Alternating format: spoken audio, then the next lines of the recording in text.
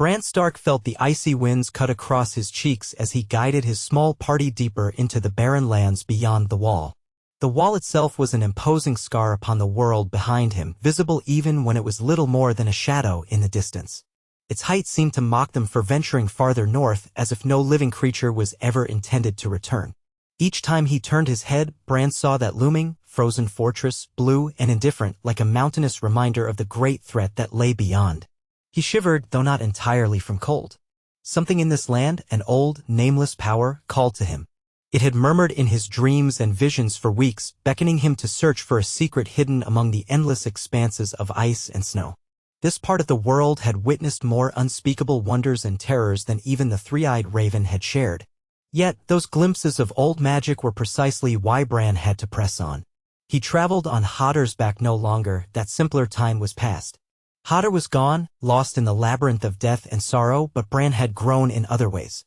He now rode a specialized sled pulled by 2 hardy northern horses, flanked by a handful of loyal companions. Meera Reed, stoic and determined, was at his side as always. She had sworn she would stay with him until there was no more breath in her body or his quest was complete, whichever came first. Alongside them were a few determined free folk, those who believed in the stories whispered around campfires, who believed that this new three-eyed raven would somehow deliver them from the terrors that dwelt in the icy darkness. They carried torches and dragonglass-tipped spears, half expecting the undead to lunge at them from every mound of snow. Bran could feel their trepidation like a physical weight. He did not need to warg into their minds to sense their unease. The harshness of this land was enough to dissuade all but the most desperate from crossing it.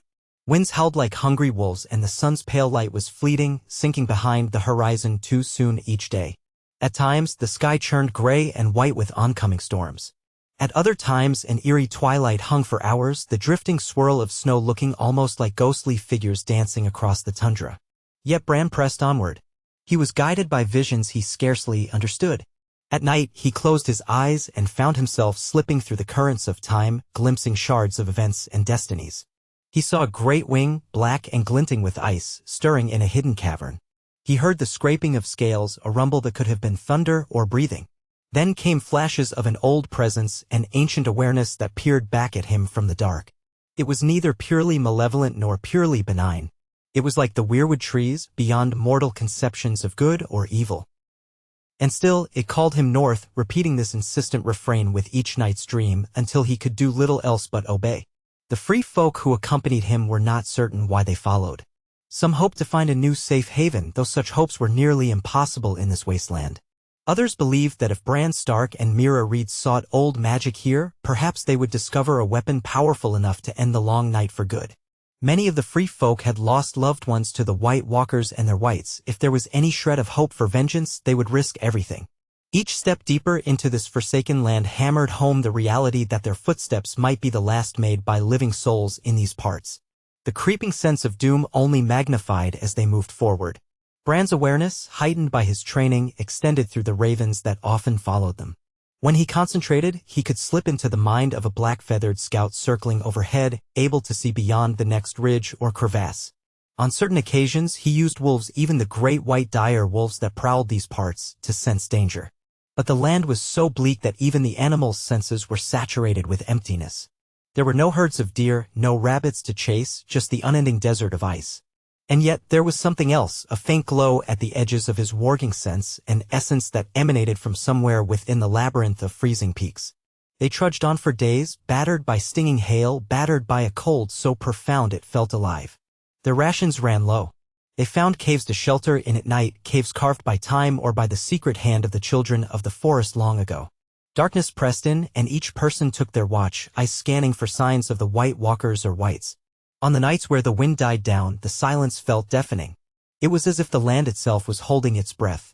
Bran, though physically weakened by his paralysis and the rigors of travel, radiated a sort of spiritual strength that the others drew from. They saw him as chosen, touched by both the old gods and the new, a figure bridging the gap between the past and the uncertain future. Meera's unwavering devotion eased the weariness in everyone's hearts. They dared not speak it, but there was a sense that they were on the cusp of a revelation that might shift the balance of power in the war against the Night King. Bran's murmured references to visions of a winged creature, a living dragon perhaps, filled them with equal parts wonder and disbelief. They had all heard the stories of dragons. Most had never seen one in the flesh, though rumors circulated of Daenerys Targaryen's brood. The thought of any dragon lurking beyond the wall seemed impossible, but so did walking corpses and an enemy of ice and death. Besides, there were older legends still. Tales of dragon lairs hidden in the far north, of eggs left behind in the Age of Heroes. Myths said that dragons were not always purely southern beasts born in the fires of Valyria. Some claimed they existed in different forms in the deep north, shapes reminiscent of wind and moonlight, bound by older magics than men could comprehend. If even a fraction of those tales were true, then perhaps something monstrous and magnificent did lie dormant here. Bran could feel a stirring in his own soul as they neared the source of his dreams. By day he gazed upon jagged ridges of ice, crystalline spires that looked like they might have been melted and refrozen countless times. By night, when he slipped into dream-walking, he sensed the presence more keenly, as if it pulsed with each beat of his own heart. Some nights he would break from the dream in a cold sweat, certain that a pair of great eyes had focused on him in the darkness. Yet there was no malevolence in that gaze. It was curiosity, a question that had yet to be asked. Finally, near the end of one uncommonly calm afternoon, Bran guided the small party toward a series of crevasses. The ravens had shown him that the land dipped sharply into a valley below. From above, it was almost invisible, camouflaged by the ridges of snow and ice. The approach required them to walk single file along a precarious ledge. Mira led, pressing her spear into the ground for stability, while one of the free folk helped guide the horses that pulled Bran's sled. Each person moved carefully, mindful that one misstep could plunge them into a hidden canyon. At last, the path turned inward, opening into a massive basin ringed by steep, jagged walls of ice. It was like stepping into another world. Within the basin, the wind seemed muted, as if the walls themselves blocked out nature's fury. The silence was oppressive, broken only by the drip of water from icicles overhead. The air felt strangely warm, or at least less frigid than the open tundra. A faint haze rose from certain patches of the ground, as though the earth itself were exhaling. In the center of the basin was a yawning crack in the ice, a darkness that seemed deeper than the blackest midnight. Bran's heart hammered with anticipation. They approached that crack slowly. Mira held a torch aloft, illuminating the slick surfaces that angled downward. The opening was wider than expected, large enough for 2 wagons to pass side by side. A faint rush of air, warmer than the outside temperature, brushed their faces. Mira's eyes flicked to Bran, who nodded. They could go no farther with the horses, so the free folk tied them off near an outcropping, ensuring they had enough shelter and warmth to survive for a time. As for the band itself, they prepared ropes and torches, packing only the essentials for a descent into the unknown. Each breath felt monumental. Fear and excitement churned together in every stomach. Bran could not walk, but they had found ways to lower him in the sled, using ropes and pulleys improvised from what they carried. The process took time, and more than once, ice crackled ominously beneath them. But they managed it inch by patient inch until all stood inside the mouth of a cavern.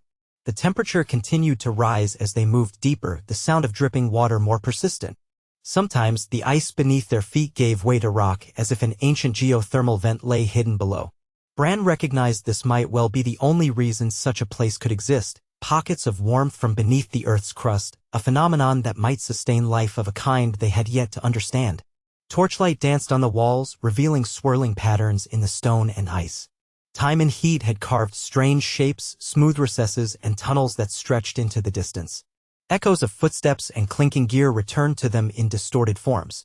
At the far end of the main tunnel, they found an opening large enough to drive a small cart through, shimmering with the reflection of their torch flames. Bran felt his pulse quicken. They entered this new chamber, and that was when they saw the first sign, enormous claw marks on the walls, gouges that cut through ice and exposed the dark rock underneath. The party halted, hearts pounding. The marks were old, yet they showed power, a force capable of rending stone. Whispers passed among the free folk. Did a dragon truly live here? Cautiously, they pressed forward. The chamber opened wide, its ceiling lost in darkness overhead.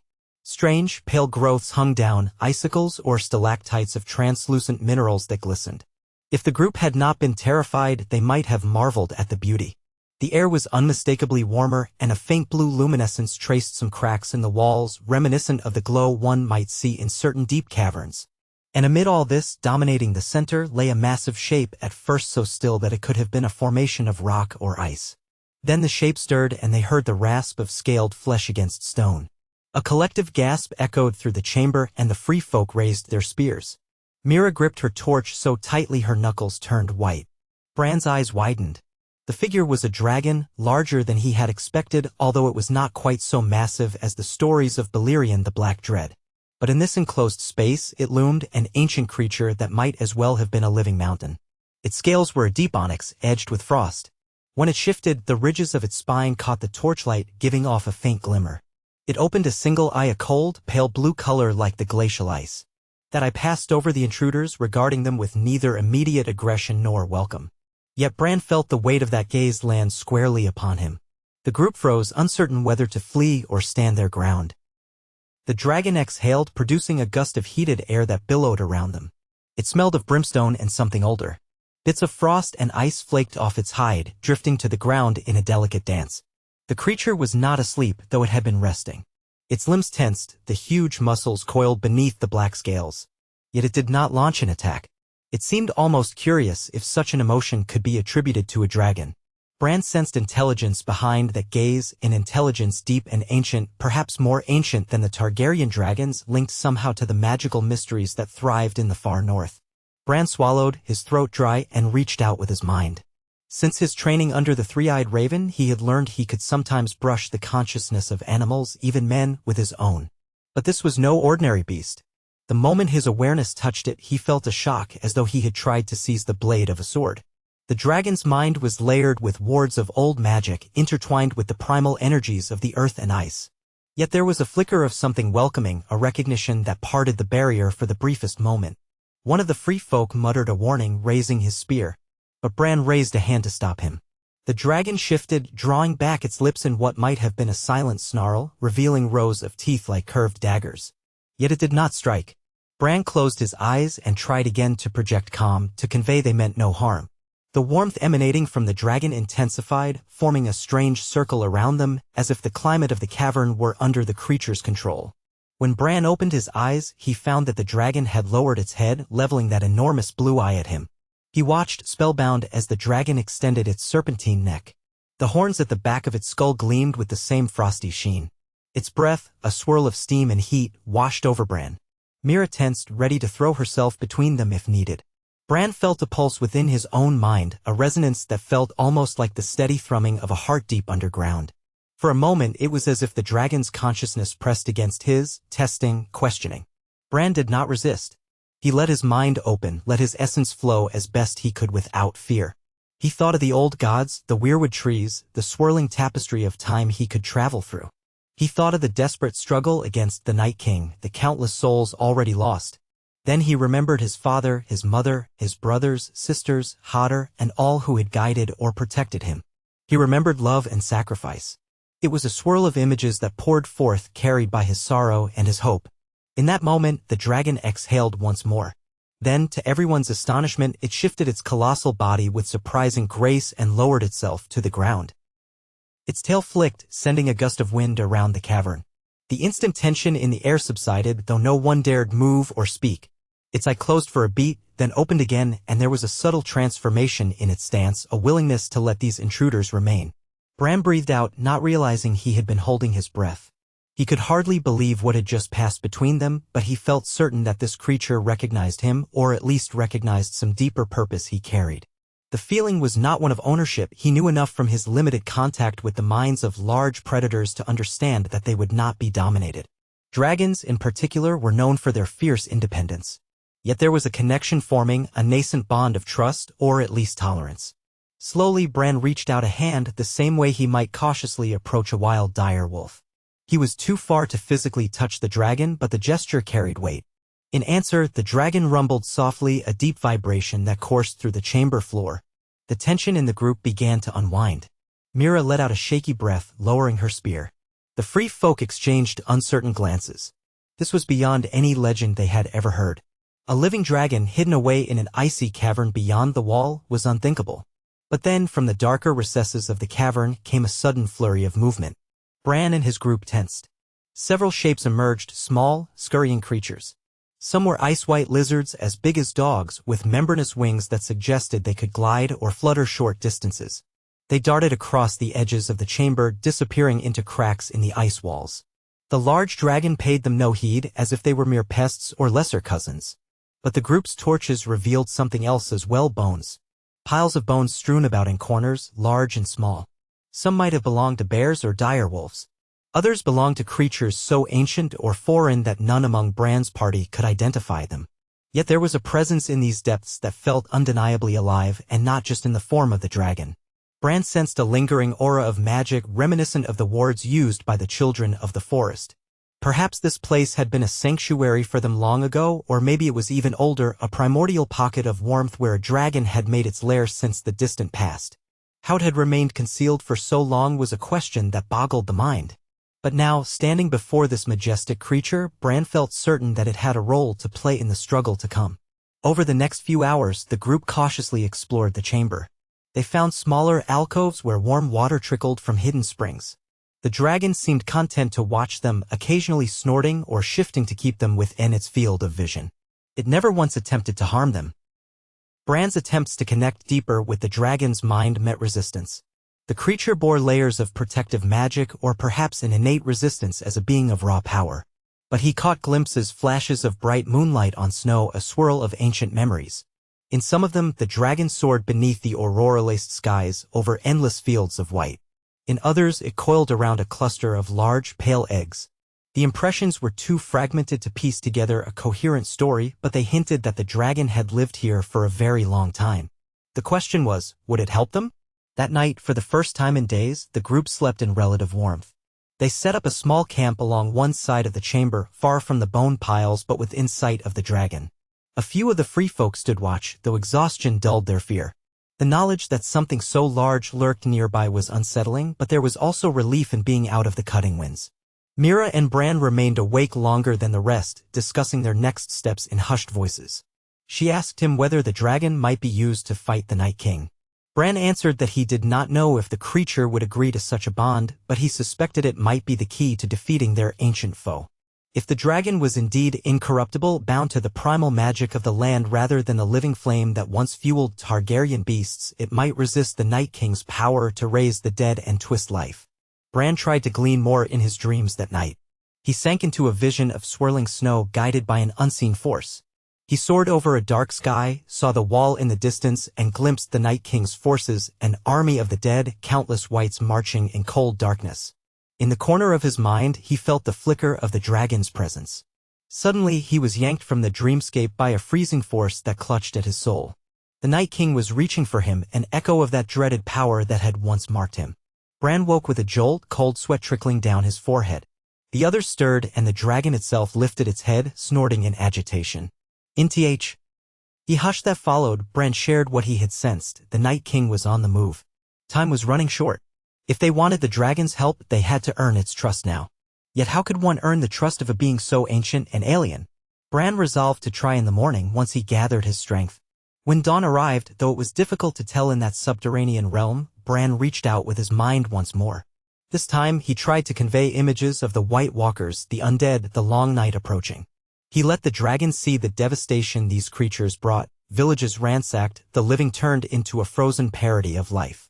Then he showed it an image of fire, of hope, of living men and women standing together against the cold.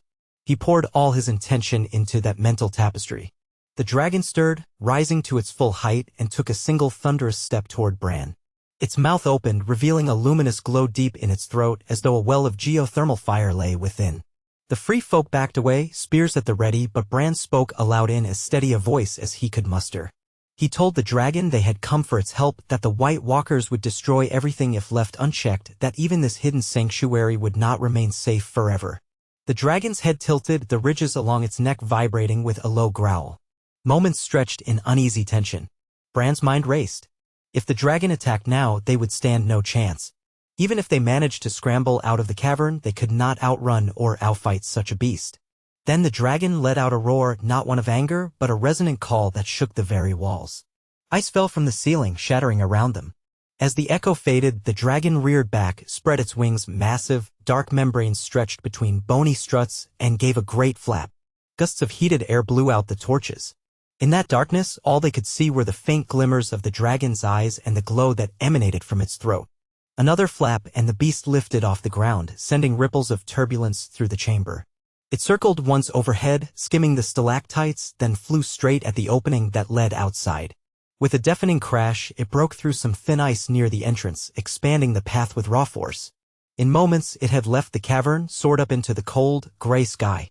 Bran and the others rushed to the opening, half in awe, half in fear that it might flee forever. But the dragon circled high above the basin. A roar echoed again. Then, in a burst of extraordinary force, it breathed a column of pale fire at the ice and snow below.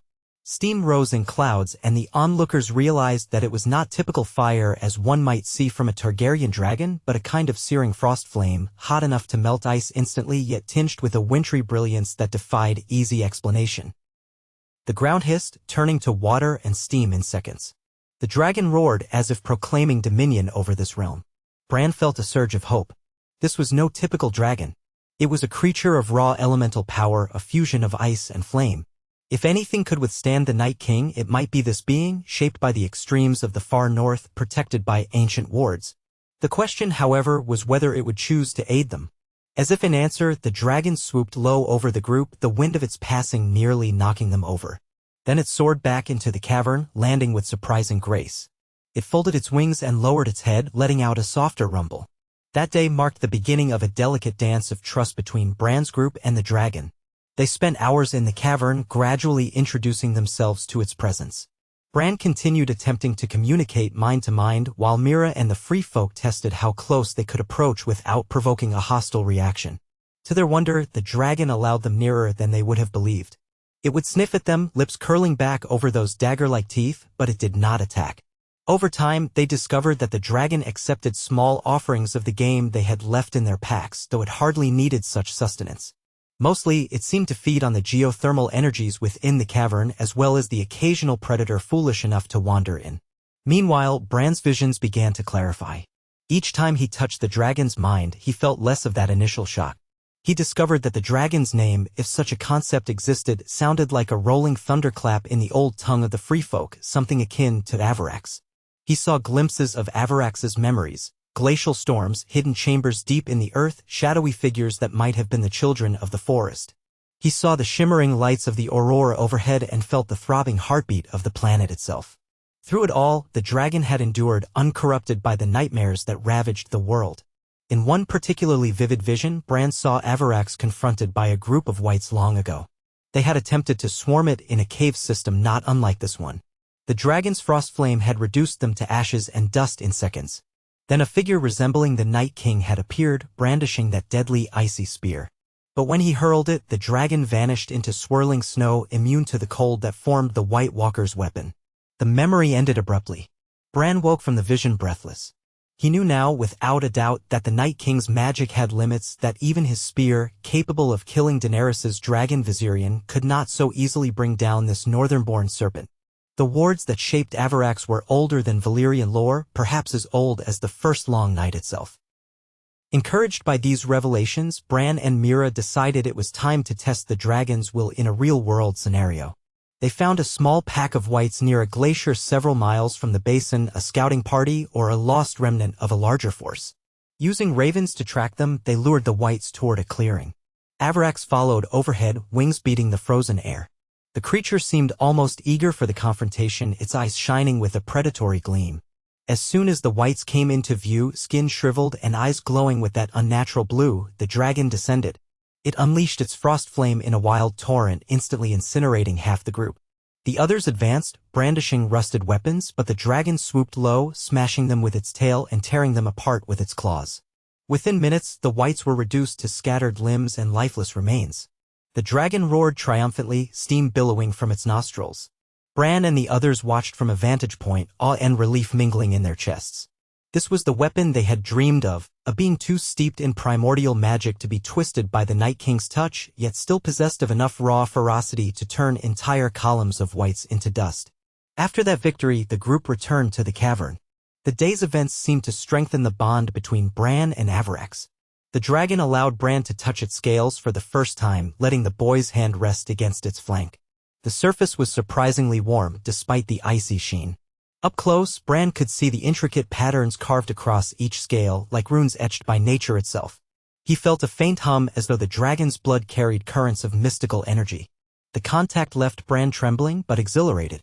This was more than a partnership of convenience, it was a communion of destinies. Yet even as they took heart in Avarax's power, they could not ignore the looming threat of the Night King's army. Bran's visions grew darker as the undead advanced through the north, heading inevitably toward the wall.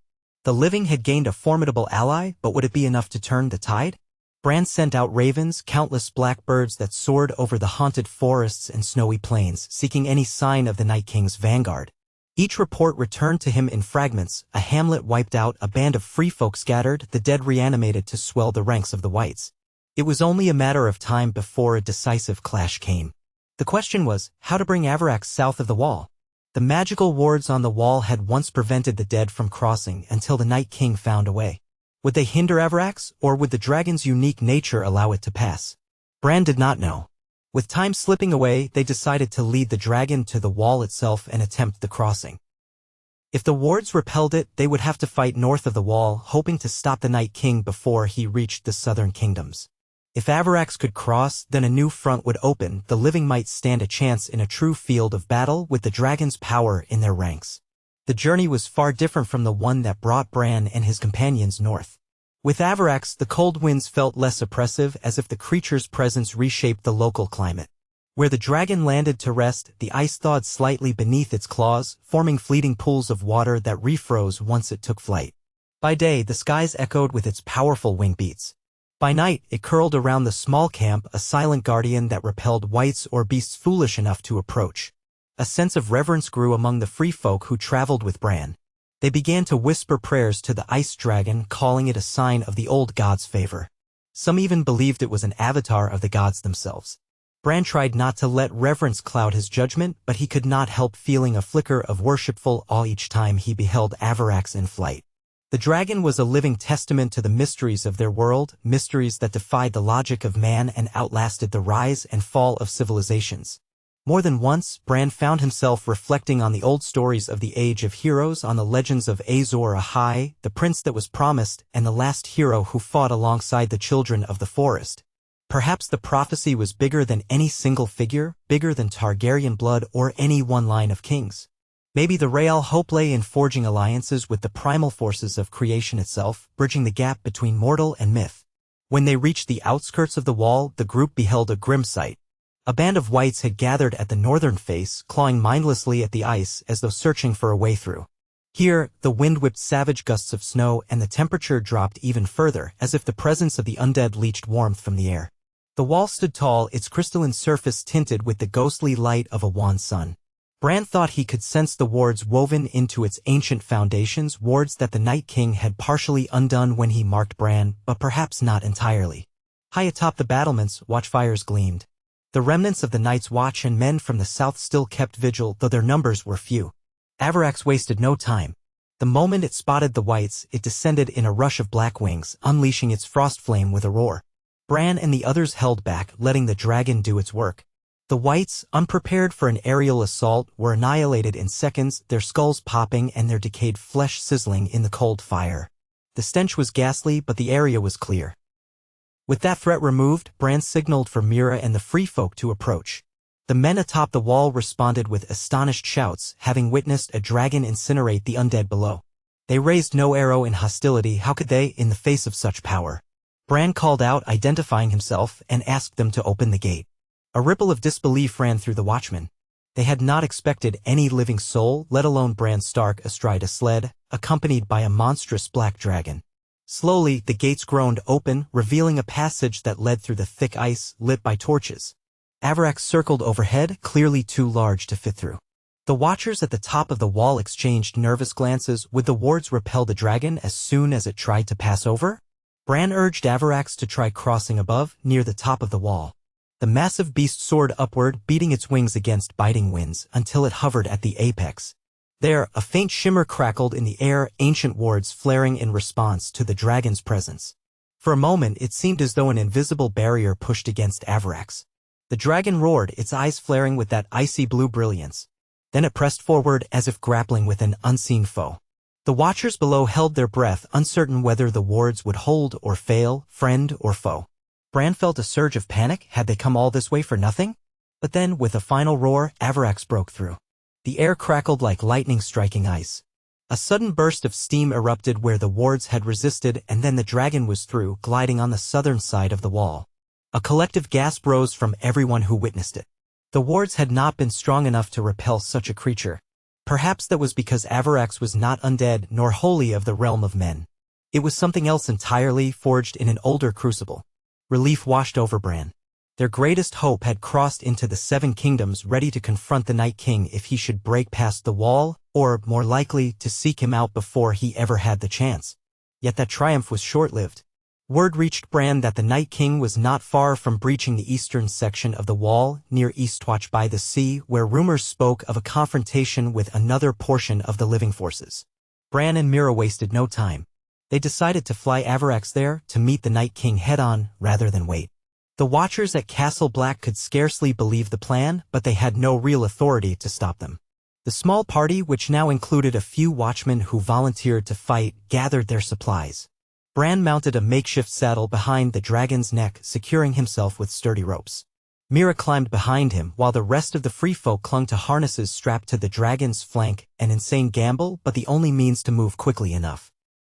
With a thunderous rush of wings, Avarax took flight once more, carrying them eastward along the wall. The journey along the wall was harrowing. The wind cut at their faces, and the cold at this altitude was bone-chilling, but the nearness of the dragon's body radiated some measure of warmth. From above, the vastness of the frozen north and the beginnings of the southern lands stretched in all directions. At times, the dragon would bank low, as if scanning for whites or white walkers. Bran guided Avarax with gentle mental nudges, though he found the connection tenuous when his own fear and adrenaline surged. Mira clutched him tightly, her eyes scanning for danger. The others held fast to the harnesses, praying they would not plunge to their deaths if the dragon made a sudden maneuver. Days blurred together in that frenzied flight. They stopped only briefly for rest, landing in remote patches of wilderness where the dragon might hunt or draw upon the earth's warmth. Each halt brought new challenges, as whites in the area would sense living prey. But Avarax dispatched them swiftly. During these intervals, Bran tried to glean more information through his ravens, slipping his consciousness into their sleek forms as they scouted ahead. At last, the bleak news came: Eastwatch was under siege. Ships in the harbor had been seized by whites that emerged from the icy waves, and white walkers commanded a legion of the dead on the shore. Those defenders who remained were losing ground, retreating into the fortress. Spurring the dragon onward, Bran and his small band soared along the coastline. From a distance, they saw Eastwatch's walls battered by relentless waves of undead. A cluster of survivors barricaded themselves atop the battlements, while the remainder of the garrison fought in the courtyard. The Night King was present, a silent figure astride a rotting undead horse, flanked by other White Walkers. The sea itself had begun to freeze near the shore, permitting whites to shamble across the ice. If the fortress fell, nothing would stop the undead from moving down the eastern road and into the heart of the north. Already, the kingdom was in tatters from past wars. It might stand no chance against an onslaught of this magnitude. But hope arrived on dark wings. Avarax descended with a roar that echoed for miles, shaking the very foundations of Eastwatch. The undead paused, momentarily confused or startled by the presence of a dragon whose power radiated like a storm. The living on the walls shouted in astonishment, pointing as Bran Stark, a child of Winterfell, a newly anointed three-eyed raven, rode a black frost dragon into battle. The moment the beast's claws touched down on the rocky shore, it inhaled deeply, its chest expanding. Then it unleashed a torrent of frost flame upon the closest mass of whites. The effect was immediate and catastrophic for the undead. They crumbled to ash, limbs disintegrating where they stood. The White Walkers, more resilient, scattered. Their icy blades clutched tight as they tried to regroup.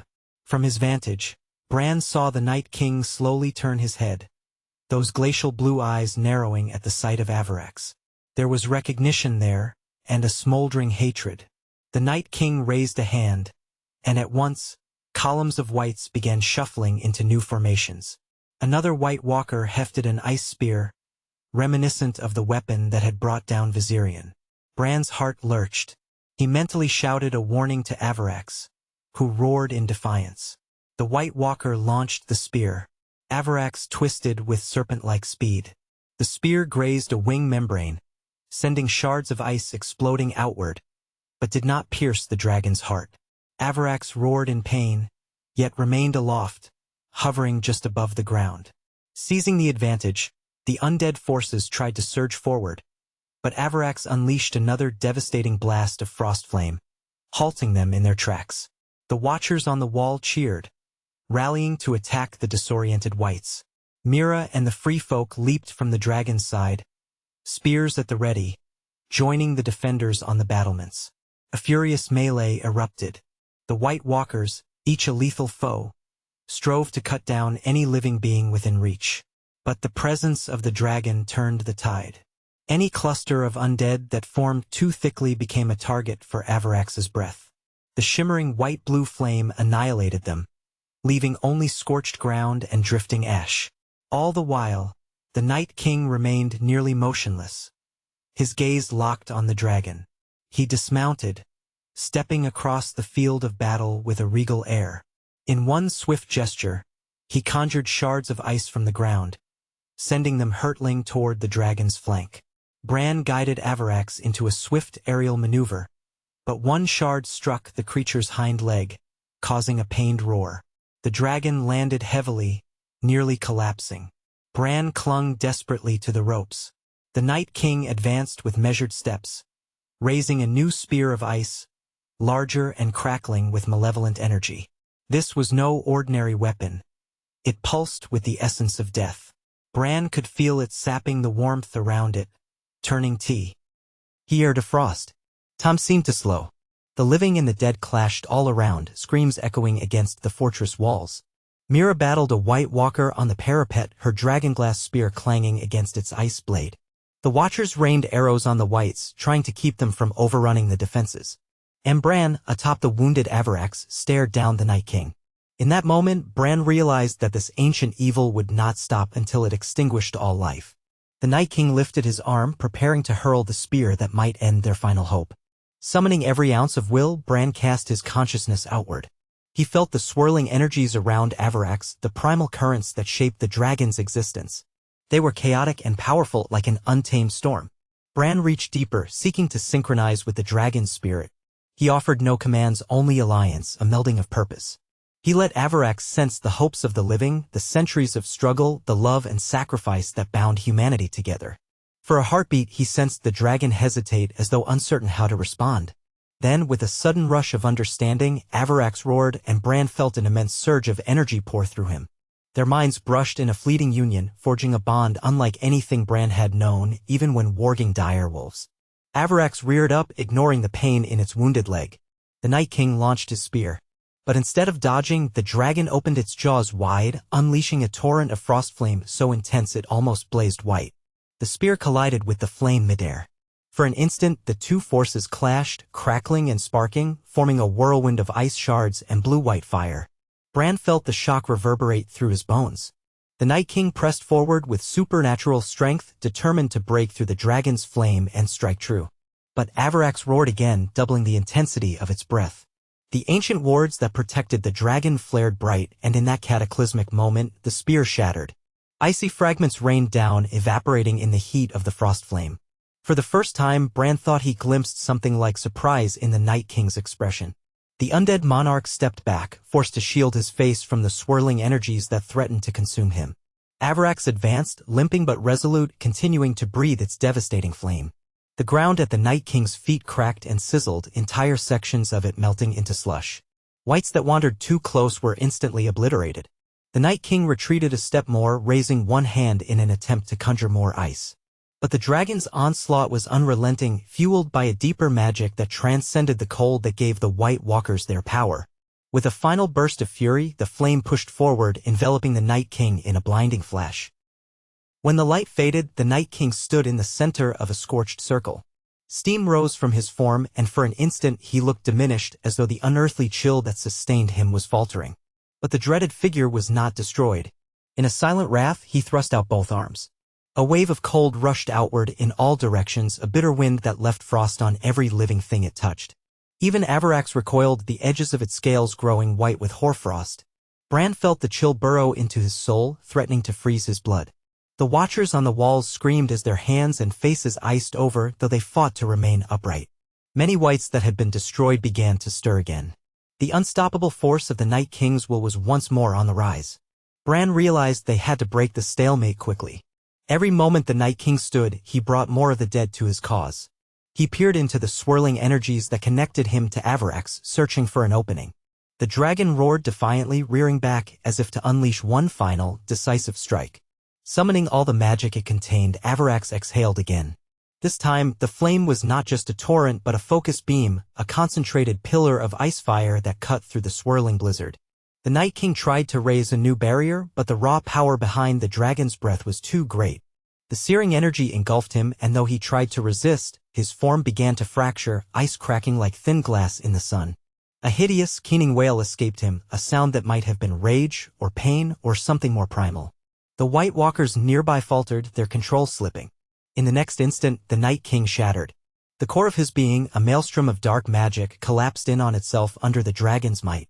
Shards of ice cascaded onto the ground, dissolving into puddles of water. The wave of cold that had paralyzed the battlefield vanished. The White Walkers who remained disintegrated, their forms collapsing into shards of ice that quickly melted. The Whites, cut off from the force that animated them, crumpled to the ground like discarded puppets, no spark of unlife left. A silence fell upon Eastwatch, broken only by the ragged breathing of the survivors and the dull crackle of lingering frost flames. Bran sagged against the ropes that held him on Avarax's back, feeling dizzy from the intensity of the psychic exertion. The dragon let out a heavy sigh, its flanks heaving, smoke curling from its nostrils. Around them, the living began to realize that the battle was over. Cheers went up, mingled with sobs of relief. Mira, bloodied but unbroken, sank to her knees on the parapet, tears shining in her eyes. The Watchers embraced one another, overwhelmed that they had survived the impossible. The Night King was gone, slain by a power beyond his reach. A bond between a young man touched by the old gods and a dragon forged in the hidden depths of the far north. For all the nightmares the undead had unleashed, for all the terror that had spread across the land, at this moment there was victory and hope. Bran stared at the broken fragments of the Night King's ice crown, now nothing more than puddles seeping into the rocky ground. This was an ending he had scarcely dared to dream of.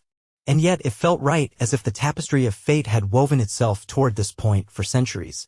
In the aftermath, healers tended to the wounded.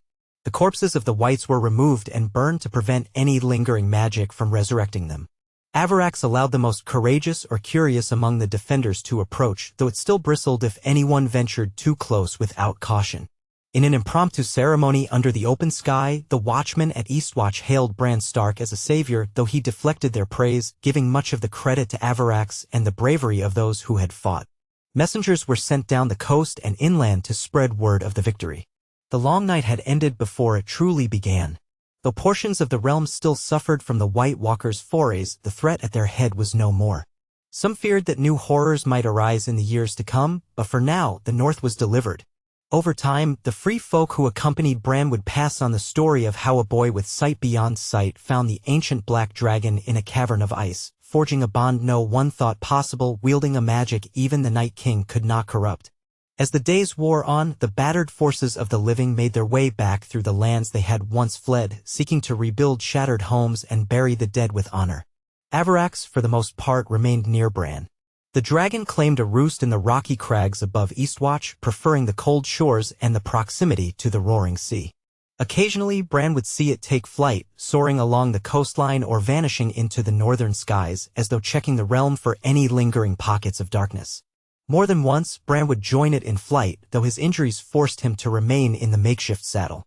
In those moments, he felt the freedom and power of the skies, the exhilarating rush of wind under the dragon's wings. They never ventured too far, for there was much to do in the aftermath: treaties to negotiate, disputes to settle, wounded to care for. But whenever they rose above the clouds, Bran had to remind himself that this was no dream. The old stories had come to life, and he was at the center of it. In the months that followed, winter began to recede, albeit slowly. Avarax's presence seemed to influence the climate in subtle ways, pockets of warmer air drifting from wherever it roosted. Some hailed the dragon as a bringer of spring, though Bran suspected that effect would fade once it departed. Many in the Seven Kingdoms were still recovering from war and famine, and the presence of a dragon, especially one not tied to House Targaryen, brought a mixture of fear and fascination. Yet the deeds at Eastwatch spread in song and story, painting the beast as a savior. Stories circulated of an incorruptible dragon whose icy fire could turn the dead to ash, who flew with the three-eyed raven himself to defeat the Night King. Bran and Mira spent some days at Winterfell where Sansa and Arya tried to comprehend the magnitude of what had happened. Jon Snow, now a recognized king in the north, looked upon Bran with a mix of pride and wonder. They all listened to the tale of the black dragon named Avarax and how Bran had found it in a hidden cavern of ice. Arya smirked in that knowing way of hers, saying she would have liked to see the whites' faces just before they were burned to a crisp. Sansa was more diplomatic, questioning how the realm should treat a beast of such power.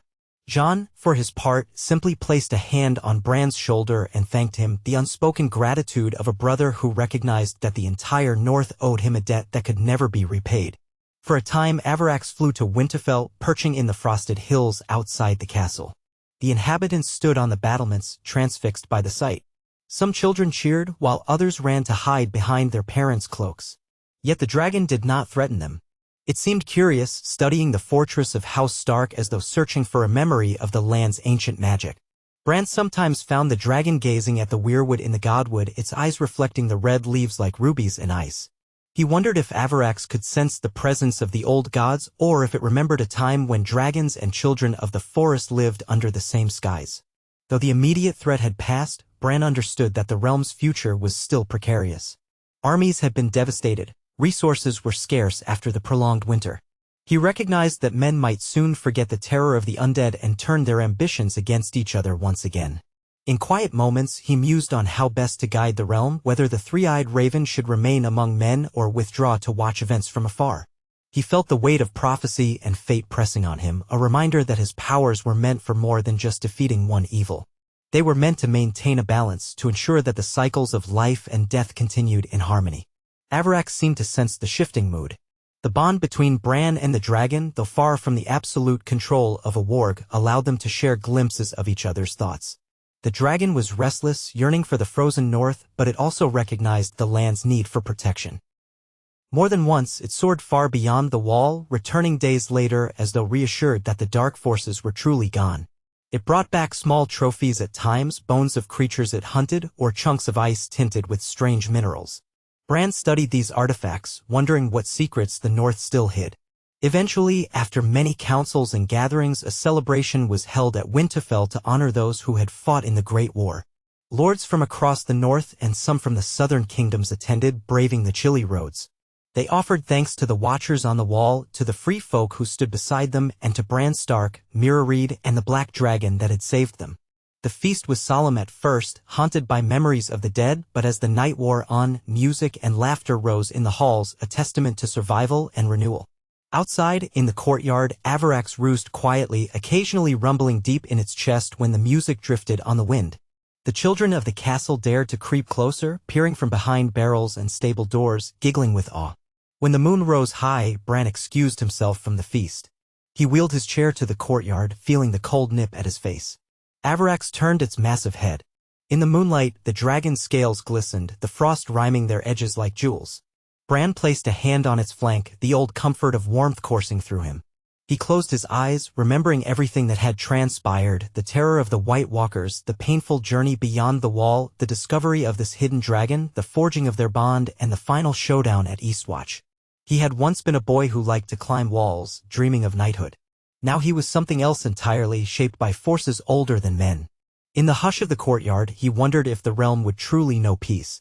Perhaps no kingdom could ever claim to be free of conflict. But for this moment, at least, the living had outlasted the dead, and spring would eventually break winter's hold. Bran sensed Avarax shifting under his touch. The dragon's mind brushed his. There was a subtle pull, an invitation to soar again, to leave behind the petty concerns of mortal lords and dance among the clouds, free from the burdens of kingship or prophecy. Yet Bran also felt another pull, the ties of home, the memory of family, of loyalties forged in blood and tears. He was both Bran Stark of Winterfell and the Three-Eyed Raven. Maybe one day he would find a way to unite those identities fully. Late that night, as the fires in the hall died down, a hush settled over Winterfell. Avarax unfurled its wings and launched into the sky, a silent guardian drifting above the battlements. Bran watched until the dragon disappeared beyond the moonlit horizon, lost in a sea of stars. He knew it would return. And as he turned to make his way back into the keep, he felt a quiet hope stirring in his chest. This was a new age for the North, one in which men and magic might no longer be at odds, one in which the old tales of unstoppable terrors had met a new legend, an incorruptible dragon bound to the land's living memory, strong enough to challenge even the darkest of nightmares. In the years to come, the song of Bran Stark and Avarax the Black Frost Dragon would spread from the north to the far-flung corners of Westeros. Minstrels would spin tales of how a crippled boy found a hidden dragon beyond the wall and turned it against the cold darkness that threatened to swallow the world. They would sing of the day the Night King was shattered by a breath of ice-laced fire, of how the watchers on the wall witnessed a miracle that no one had thought possible. Lords would debate the meaning of it all, whether it heralded a shift in the natural order or a blessing from gods both old and new. But in Winterfell, in the quiet of the Godwood, Bran Stark would sometimes close his eyes and remember the swirling visions of time, the flight through endless snow, the roar of a dragon whose essence was older than the wall itself. And he would smile, knowing that, against all odds, the living had prevailed. And so long as dragons of untainted magic soared in the skies, hope would remain. Bran Stark often found himself awake when the rest of Winterfell slept. The torches guttered in the courtyard and the faint echo of revelry from the great hall drifted away as the long night settled over the castle walls. Occasionally he would sense Avarax somewhere beyond the keep, the dragon's presence flitting at the edge of his mind like an immense and distant heartbeat. Even with the Night King gone, there were echoes of the old darkness in the north, long-held fears, unsettled debts, and, most pressingly, the problem of how the realm would live in the aftermath of victory. Rebuilding was never simple. Before the armies of the dead had threatened the world, the living had been mired in feuds and power struggles from Winterfell to King's Landing and beyond. Now, in the hush that followed the defeat of the Night King, those same disputes re-emerged like weeds under melting snow. Northern lords who had lost entire villages to the Whites blamed one neighbor or another for failing to send help in time. Free folk, liberated from the threat of the dead, now roamed the north more boldly, hunting on lands that local families considered theirs by ancient right. The scars of war were everywhere, houses burned, farmland ruined. Jon Snow, newly returned from a round of negotiations in the southern reaches of the north, confided to Bran that keeping the peace was like trying to dam a river with bare hands. Bran sat in his wheeled chair in the Godwood, absorbing the hush of the ancient tree. The weirwood's face, carved centuries ago in a grim visage, seemed to stare at him, though he knew the old gods did not see as mortals saw. Its leaves bled red droplets onto the snow below. If he allowed himself to sink into his gift, let his mind walk through time, he might see glimpses of the first men or the children of the forest kneeling here. But he was not in the mood for visions. The present already demanded so much of him. He recalled how, barely a few weeks ago, Eastwatch had been a battleground of ice and fire, how Avarax had overwhelmed the Night King's power. He remembered the blinding flash as the White Walker's spear shattered, the swirl of scorching frost flame, the sudden hush when the Night King fractured into shards that melted into nothing. The memory still made his heart pound, partly in relief, partly in fear of what could have been had the dragon's magic failed. Mira Reed was seldom far from him. She stood at the edge of the Godswood this evening, a patient sentinel wrapped in furs, a spear at her back. He could sense her quiet concern. She had grown up in the swamps of the Neck, accustomed to thick fogs and hidden dangers. After witnessing the northern horrors, she should have been hardened enough not to let small shadows spook her. Yet she had grown protective of Bran in ways that went beyond her vow to keep him safe. She had seen him become the three-eyed raven, bridging the mortal world and something older, and she knew such gifts came with consequences. When he finally emerged from his thoughts, Bran beckoned her closer. "Is Avarax still out there?" he asked, his voice quiet to avoid disturbing the hush. Mira nodded. "He hunts beyond the castle walls, high in the sky, though I saw him descend near the King's Road earlier. I don't think he'll wander far." She hesitated, then added, "Some of the guards are nervous. They're not used to a dragon prowling the night." Bran offered a tired smile. "They'll learn in time. He won't harm them." She studied him a moment, noting the faint tremor of weariness beneath his calm. "Would you like me to push you back inside?" Bran shook his head. "Not just yet. There's a restlessness in him tonight. I'd like to see if I can speak to him." Mira nodded and moved behind the chair, positioning herself so that if anything came to disturb Bran during his warging, she would be ready. He closed his eyes. his awareness drift. Sometimes he could slip into the minds of ravens with practiced ease, sliding into the black wings and sharp beaks as though they were extensions of himself. But Avarax was different. The dragon's consciousness was a great vault bristling with wards formed by eons of primal magic. Even after the bond they had forged to defeat the Night King, Bran could only graze its surface. Still, he tried. Tendrils of his mind reached out, searching the sky above Winterfell. At first, he found only the scattered thoughts of crows roosting on rooftops, threads of half-formed images, scurrying mice, glinting stars, the silhouettes of men patrolling the ramparts. Then he felt the immense, familiar aura of Avarax circling over a copse of trees near the King's Road. The dragon's presence vibrated with ancient power, but Bran sensed more than that. A flicker of unease, a reaction to something that lay beyond the horizon.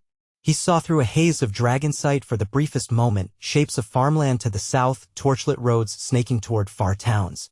Then, as always, the contact ended, a gentle but firm denial. Bran sighed and his consciousness snapped back into his own flesh. Mira laid a hand on his shoulder. Anything? He shook his head. Only that he seems troubled. Something is stirring in him, or perhaps in the realm, and he doesn't know how to interpret it. Maybe he senses the tension among men. A watery moon hung over the castle as they left the Godwood, Mira pushing Bran's chair along snow-dusted paths. In the dim corridors of Winterfell, guards saluted them and household servants dipped their heads. Bran offered them faint smiles even though he felt the weight of expectation on his shoulders. Lord of Winterfell or not, he was something else now. The three-eyed raven was never meant for crowds, for feasting halls, or for the politics of lords. But the world had changed, and so had he. In the great hall, the fires were reduced to embers and only a few latecomers lingered, finishing mugs of ale. The hall still smelled of roast meat and onions from supper. Jon Snow had gone to bed earlier. He was exhausted from a week of diplomatic journeys. Sansa had turned in soon after, a heavy set of ledgers in her arms, determined to inventory the food stores for the winter months ahead. Arya was off somewhere, as she often was, drifting between shadows with that knowing smirk. Bran felt a pang of guilt at not sharing more time with his siblings, but then reminded himself that the role he played was bigger than petty family reunions. Yet a part of him missed the days when they were all just children, running through corridors and hiding from the watchful eyes of adults. He reminded himself that those times were gone, replaced by something graver and more heroic. He and Mira climbed the ramp toward Bran's chambers, passing arrow slits that allowed in the chill night air. Above, the crisscross of timbers squeaked in the wind. Mira quietly took her leave at the chamber door and Bran wheeled himself in. A single candle burned on his desk, illuminating a map of the north and a scattering of old texts about the children of the forest and their wards. He stared at these parchments for a long moment, but their words blurred together. That sense of restless energy he felt in Avarax thrummed in his own mind. He closed his eyes and drifted into a light sleep. At once, the dream found him, swirling snow on a dark plain, a shape rising over a frozen horizon, a monstrous shadow that took form as a ragged mound of ice. Then a flicker of movement and he saw a man's silhouette, pale against the gloom. The figure's eyes glowed with a hungry intensity, not the eerie blue of the White Walkers, but something else, something closer to mortal yet imbued with bitterness. Then came the sound of distant laughter that curdled the blood. This wasn't the Night King, nor was it a friend. The silhouette extended a hand and the ice churned, revealing flickers of ancient runes beneath. Bran tried to push deeper into the vision to see the face more clearly. But the dream dissolved, leaving him gasping. When morning came, he told no one of the dream, not even Mira. Instead, he went about the daily tasks of hearing petitions from local villagers, working alongside Sansa to allocate supplies, and occasionally advising Jon about the uncertain allegiances of distant houses. Yet that disturbing image lingered at the back of his mind. He couldn't shake the feeling that the realm's safety was not so easily assured by the demise of the Night King. Dark corners of the world might still harbor powers that men had long forgotten. A few days later, a messenger from the Vale arrived, a tall, lanky youth in Arryn livery, exhausted from hard riding. He requested an urgent audience with the Starks. In the Great Hall, he relayed that Lord Yohn Royce sent word of strange happenings near the Fingers. Fishermen found their boats overturned on calm waters, villages reported sudden frosts that ruined crops overnight, and a handful of travelers disappeared near an old ruin said to be haunted. Lord Royce, pragmatic as ever, wanted to know if some lingering shadow of the undead might be the cause. Since the fall of the Night King, the Vale had been relatively unscathed. If something new threatened them, they were ill-prepared. Jon leaned forward on the high seat at the center of the hall. "We cannot dismiss it as mere rumor," he said quietly. Sansa, seated beside him, nodded. But we also can't overextend ourselves, not with the North still recovering, she added, her gaze flicking around at the battered bannermen who sat at the lower tables. Bran watched the hush that settled.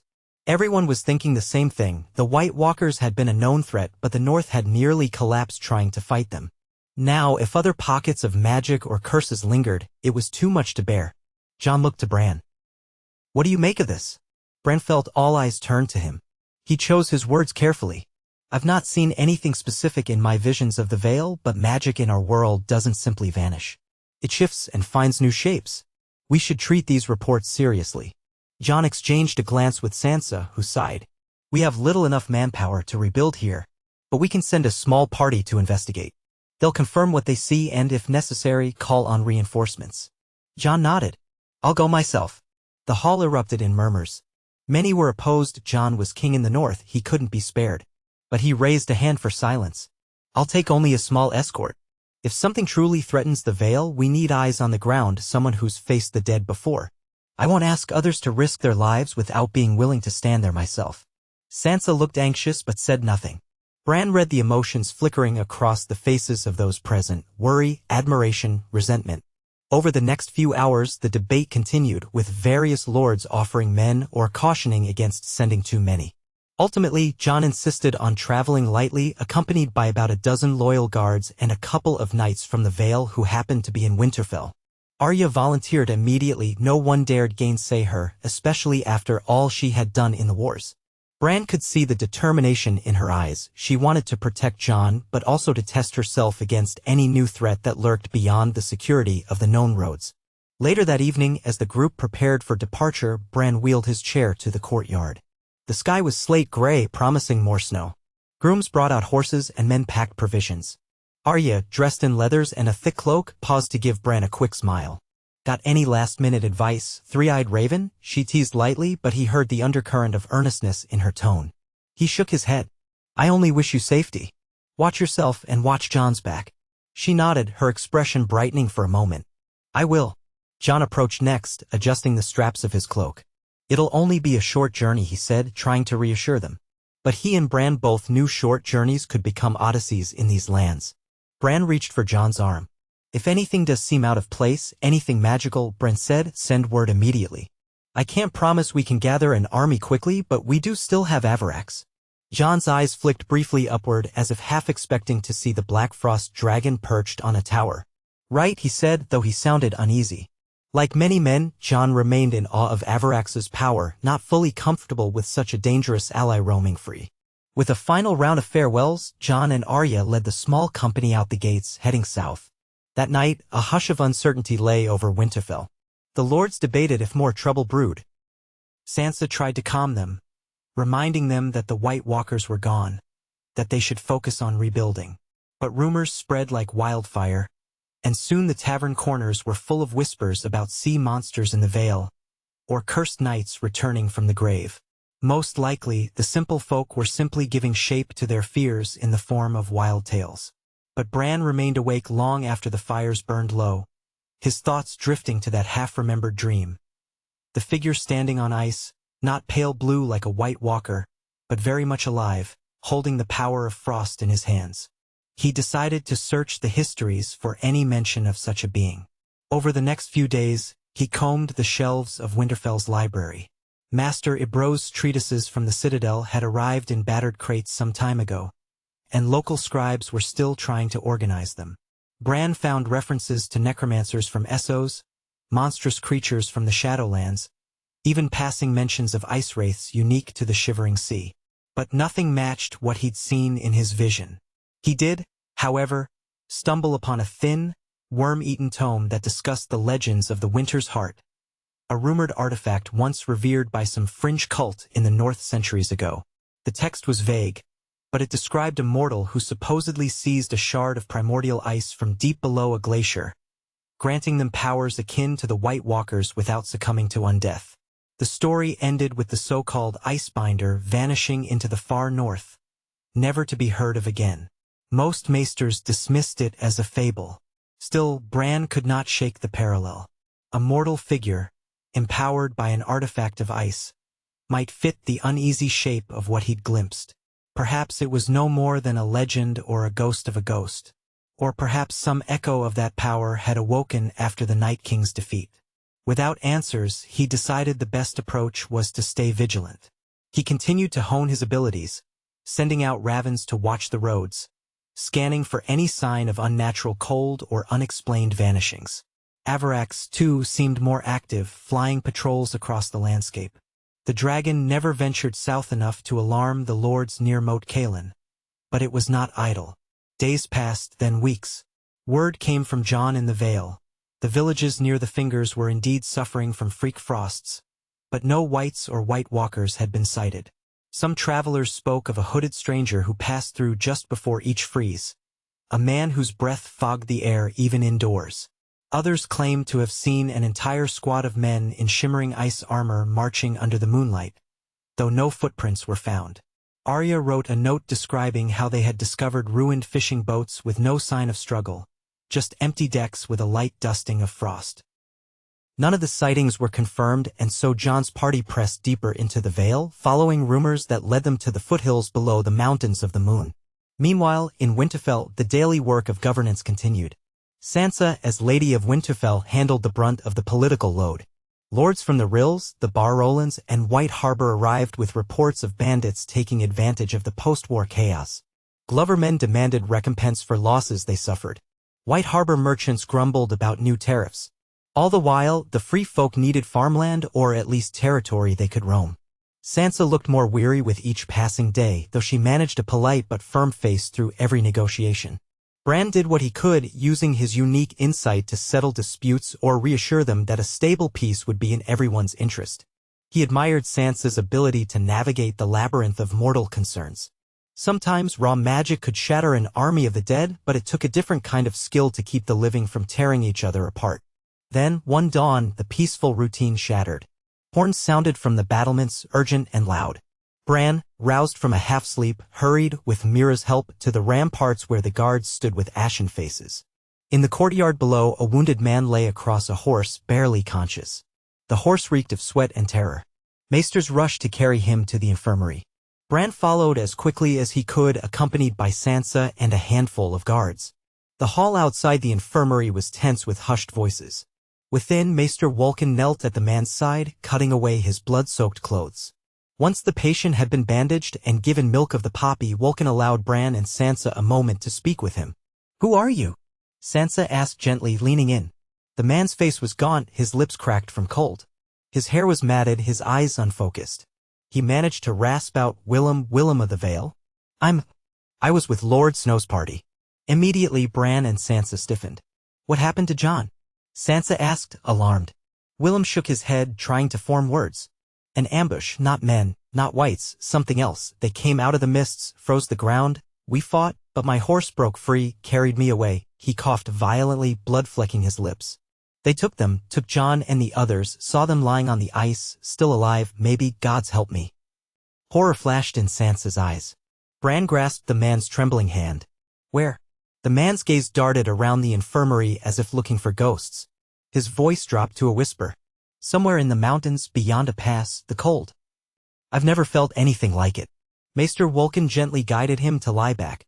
Willem tried to say more, but a fit of coughing overtook him, and then he sagged into unconsciousness. Wolkan turned to them. "He's badly frostbitten, suffering from shock. If he can recover, he might remember more. But for now, he needs rest." They stepped out of the infirmary, the door shutting softly behind them. In the corridor, Sansa pressed her back to the stone wall, her eyes filled with fear. Jon and Arya? Captured? She looked to Bran, desperate for some reassurance. Bran's mind was already churning. If the Night King was dead, what sort of entity could freeze an entire party of skilled fighters? Something akin to that legend in the old tome? He needed answers immediately. "I'm going to try to see," he murmured, voice tight. Sansa nodded, swallowing hard. "Let me know anything you learn. I'll muster what men we can spare." She took a steadying breath, then hurried down the corridor, already calling for the castle's officers. Bran retreated to his chambers, Mira at his side. Once there, he sank into his seat and let his eyes close. The waking world faded, replaced by the swirl of green and white lights that often heralded a vision. He tried first to slip into the mind of a raven near the Vale, searching the skies for any sign of Jon's party. He found a swirl of wind buffeting him, clouds obscuring mountain peaks. Carefully, he guided the raven between crags, scanning the narrow passes. The land was bleak and forbidding, pockets of fresh snow piling around jagged stones. At last, he saw the remains of a campsite, a circle of blackened stones, scattered gear, no sign of life. He recognized the banners of the Vale Knights, torn and half-buried in drifts. No bodies, though red streaks in the snow suggested a bloody struggle. Bran flew the raven in wider and wider circles. The hair on the back of his neck prickled at the unnatural hush. Then, at the edge of his range, he glimpsed a lone figure moving across a ridge, wearing no heavy cloak, just a dark robe fluttering in the wind. The raven cawed, swooping closer. The figure looked up. Bran caught a glimpse of a face etched with cruel lines, eyes that glinted like shards of ice. Fear stabbed through him. This man was indeed alive, not a White Walker, yet an aura of cold clung to him, strong enough to crack the very stones underfoot. The raven panicked, veering away. Bran tried to maintain control, but suddenly, a searing cold assaulted his link. The last thing he saw was the robed man lifting a hand, and a bolt of icy force lancing through the air. The raven squawked and tumbled, struck in mid-flight. The connection broke, pitching Bran back into his own body with a gasp. He shuddered, feeling a phantom chill on his skin. Mira clutched his shoulders. What happened? Bran looked at her, jaw tight. He saw me. Whoever he is, he can strike at my ravens just like the Night King could. Maybe even faster. Mira's expression grew grim. Then Jon and Arya. Bran nodded. They're in danger, or worse. Within the hour, Sansa convened the Northern Lords who were present, along with the senior officers of Winterfell. In a tense meeting, Bran relayed what he had seen. Debates raged over who or what this new threat might be, some claiming it was a rogue sorcerer, others that it was an ancient spirit. The only agreement was that a rescue mission was needed and soon, but the North's forces were still depleted. Men were scattered, villages barely able to defend themselves from bandits, let alone some arcane threat in the Vale's mountains. Lord Serwyn volunteered a small band of archers, Lord Glover grudgingly offered 15 swords, and a handful of knights from House Manderley pledged to march. Even so, the total force would be meager. They turned to Bran, quietly asking if the dragon might aid them. Bran closed his eyes for a moment, remembering the overwhelming might of Avarax's breath. He also knew that guiding the dragon into the Vale Mountains was no minor endeavor. The cramped passes and high peaks might hamper the beast's movements, and the local lords could panic at the sight of a monstrous dragon overhead. Still, time was short. Jon and Arya could be dying or being used for some vile magic. I'll ask, Bran said at last. He's not my servant, but we have an understanding. That same day, with Sansa's blessing, Bran and Mira prepared to depart for the Vale. The men from Winterfell set off on the road south, leading the meager contingent of archers, swordsmen, and knights. Bran intended to follow shortly by air if Avarax consented. The memory of the last time he had flown with Avarax was fresh, a heady mix of exhilaration and terror, the cold wind clawing at him as they soared above the wall. Now, the stakes felt even higher. He made his way to the courtyard, where a small group of onlookers, castle guards, stable hands, curious children, gathered. They knew what was coming. Up in the pale sky, a black shape circled.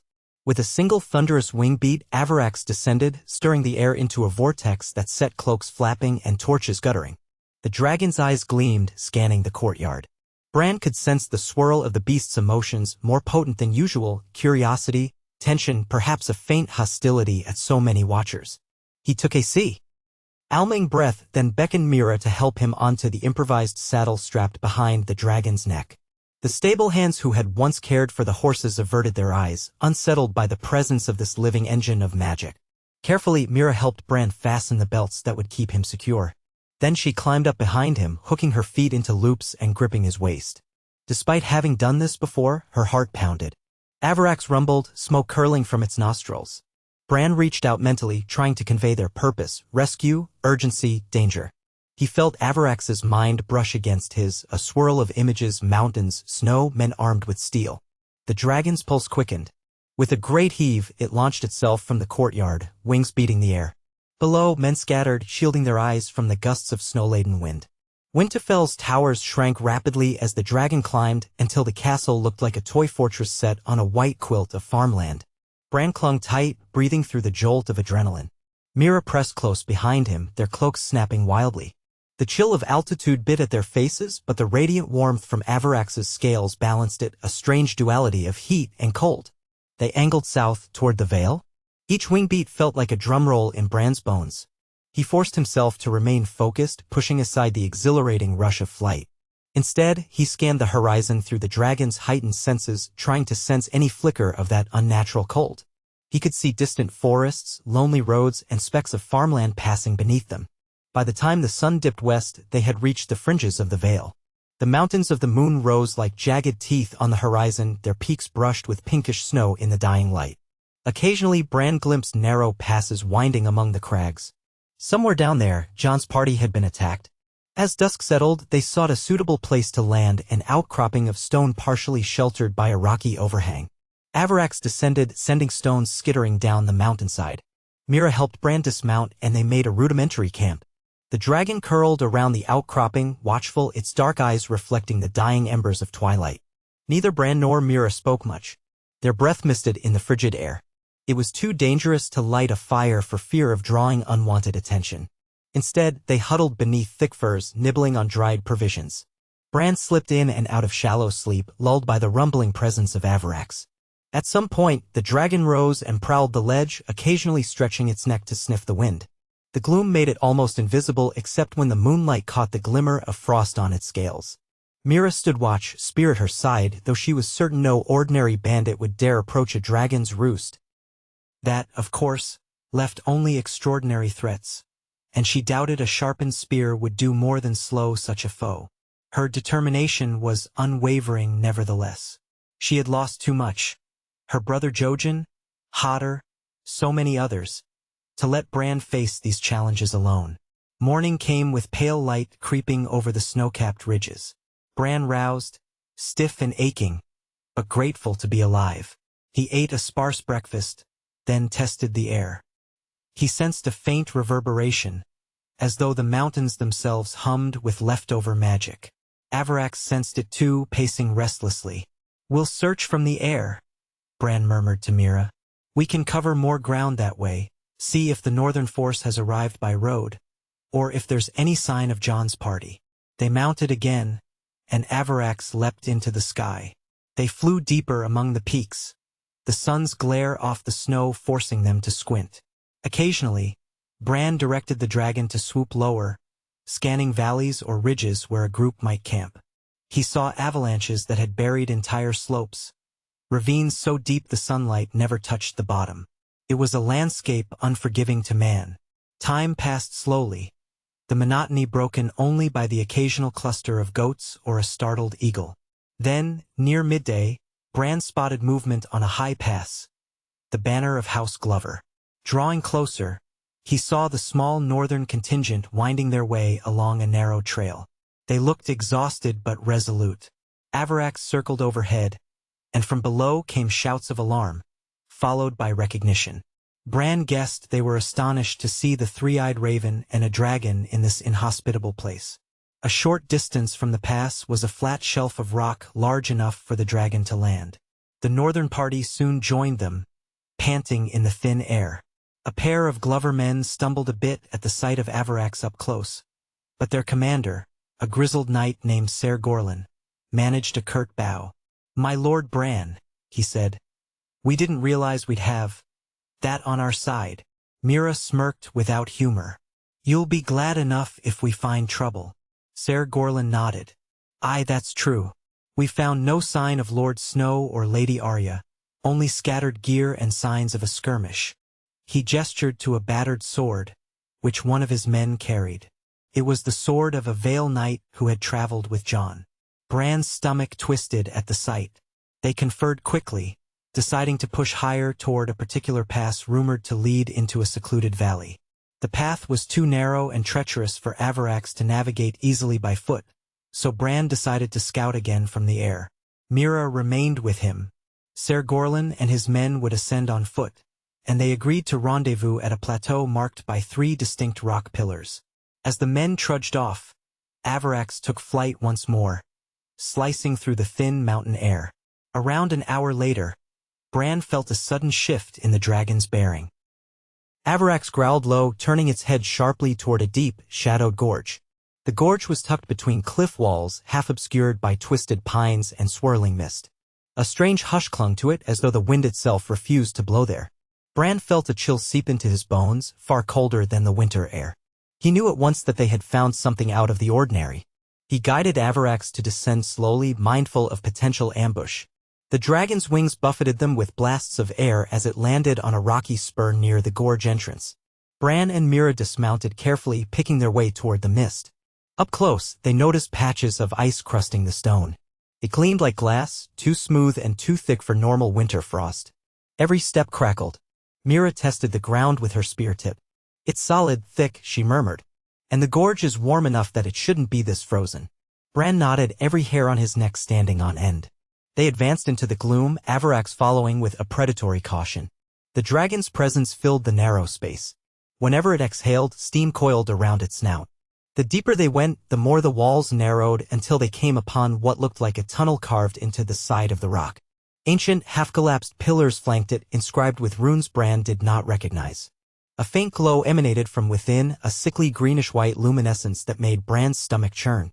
Avarax could not fit through the tunnel's opening, so it huffed in frustration, prowling back and forth. Bran felt the dragon's uncertainty. He placed a hand on its scaled flank, trying to project calm. "Stay close," he whispered. "We might need you if things go ill." He and Mira stepped inside the tunnel. The air grew colder, each breath burning Bran's lungs. Loose rubble and shards of ancient stone littered the floor. The glowing light flickered, emanating from strange crystals embedded in the walls, crystals rimed with frost. The tunnel sloped downward, deeper into the mountain. Mira tightened her grip on her spear. Bran's heart hammered. He saw fleeting images in his mind's eye, the robed figure from his raven's vision, the shards of ice swirling around him. They continued cautiously. After some minutes, they arrived at a broad chamber whose ceiling soared high above, lost in gloom. At the far end, an altar of black stone rose, surrounded by ancient carvings. The crystals that lined the walls pulsed faintly. Atop the altar lay 2 prone figures, their limbs shackled in shackles of ice. Bran's breath caught. It was Jon and Arya. They did not move. Their faces were pale, eyelids fluttering as though caught in a deep trance. Frost clung to their clothes. Bran felt a stab of terror. He started toward them, but Mira held him back with a fierce grip on his arm. She pointed silently. A figure stood by the altar, cloaked in swirling shadows, though the cloak seemed to be made of some blackish material that shifted like living mist. This must be the same man from the vision. His face was angular, skin stretched taut over high cheekbones. His eyes reflected the greenish-white glow of the crystals. He placed one hand on Jon's forehead as if in some dark benediction. Bran's voice trembled with anger and fear. "Stop," he cried. The figure turned slowly, as though savoring the moment. His lips curved into a thin smile. "Ah, the little crow with the dragon," he said, voice echoing strangely. "You've come quite far. But you're too late. Their blood is already cold, their spirits half-bound." Arya gave a faint groan, her head lolling to one side. Jon's fingers twitched, a sign he was still alive. Bran felt a wash of fury. Release them. Or face the dragon's fire.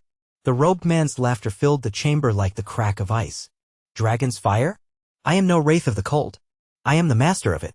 He drew back his hood, revealing hair the color of icicles. "My name is Aaron Icebinder. I carry the winter's heart. You've heard the tales, no doubt." Bran's mind reeled. Aaron Icebinder, the fabled mortal who had once taken a shard of primordial ice from beneath the world. Legend said he vanished centuries ago. Yet here he stood, as solid as any living man. "But you should be dead," Bran whispered, still unable to process it fully. Aaron let out another chilling laugh. "Death is a door, easily shut from the other side if one has the right key.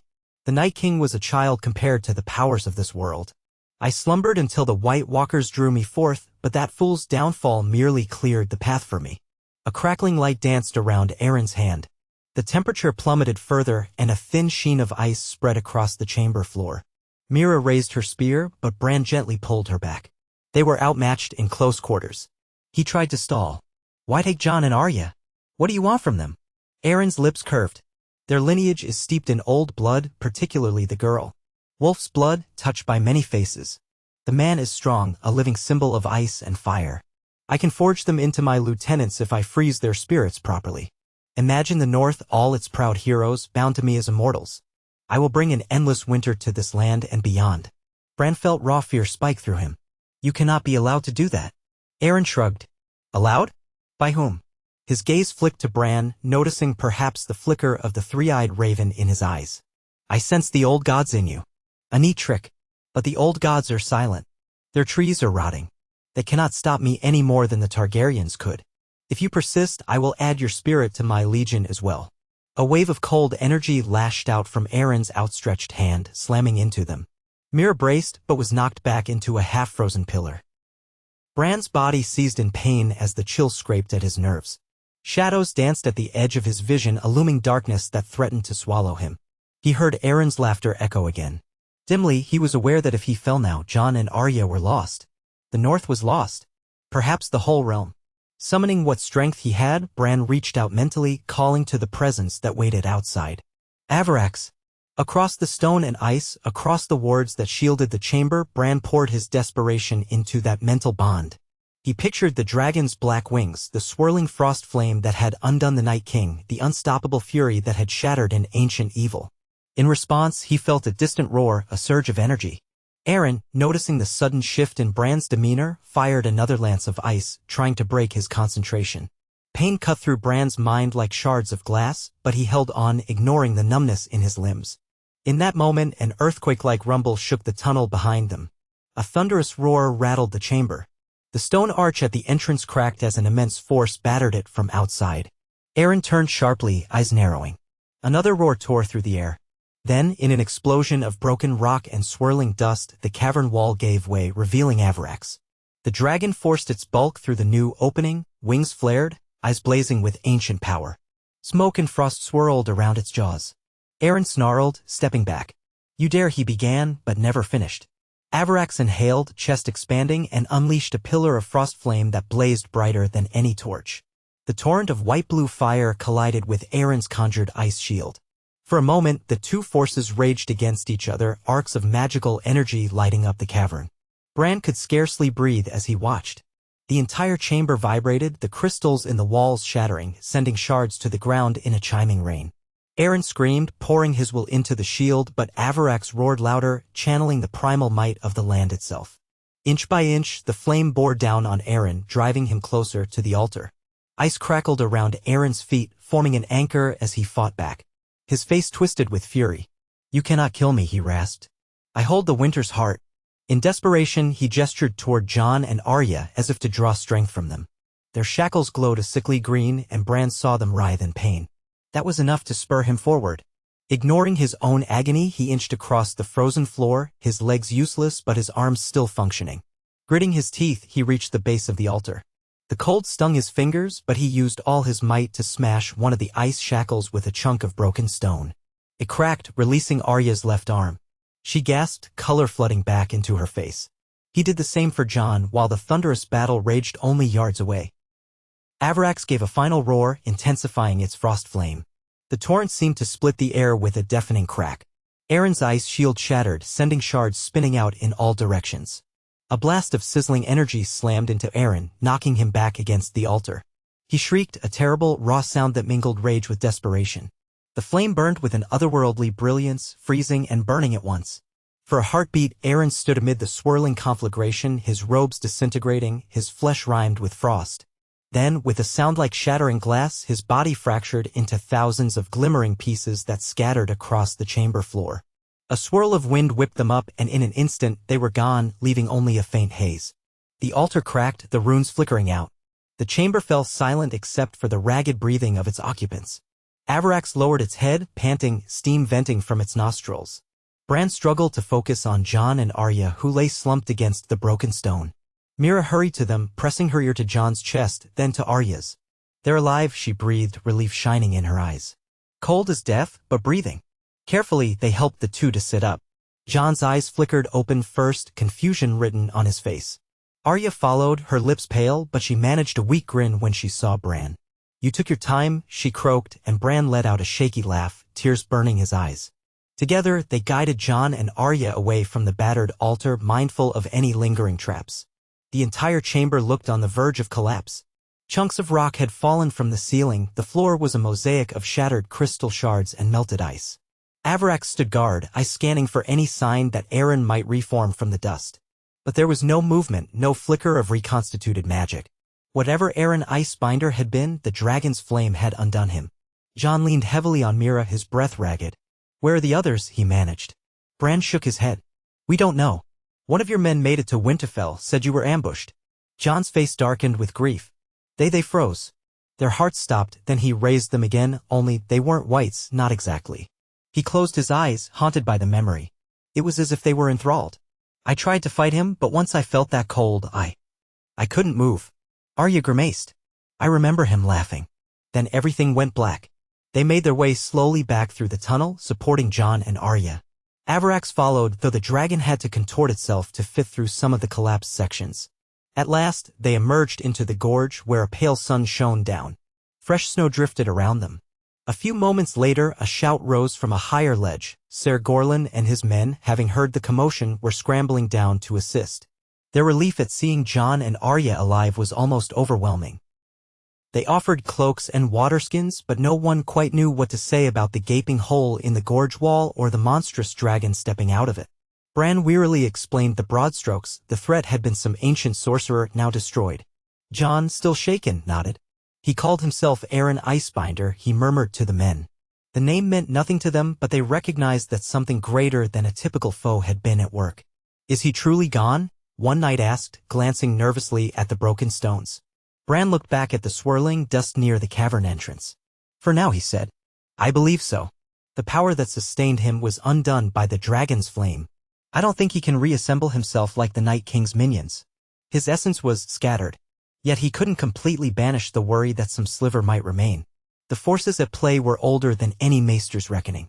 They rested for a time, letting Jon and Arya gather their strength. Mira stayed at Arya's side, offering sips of water.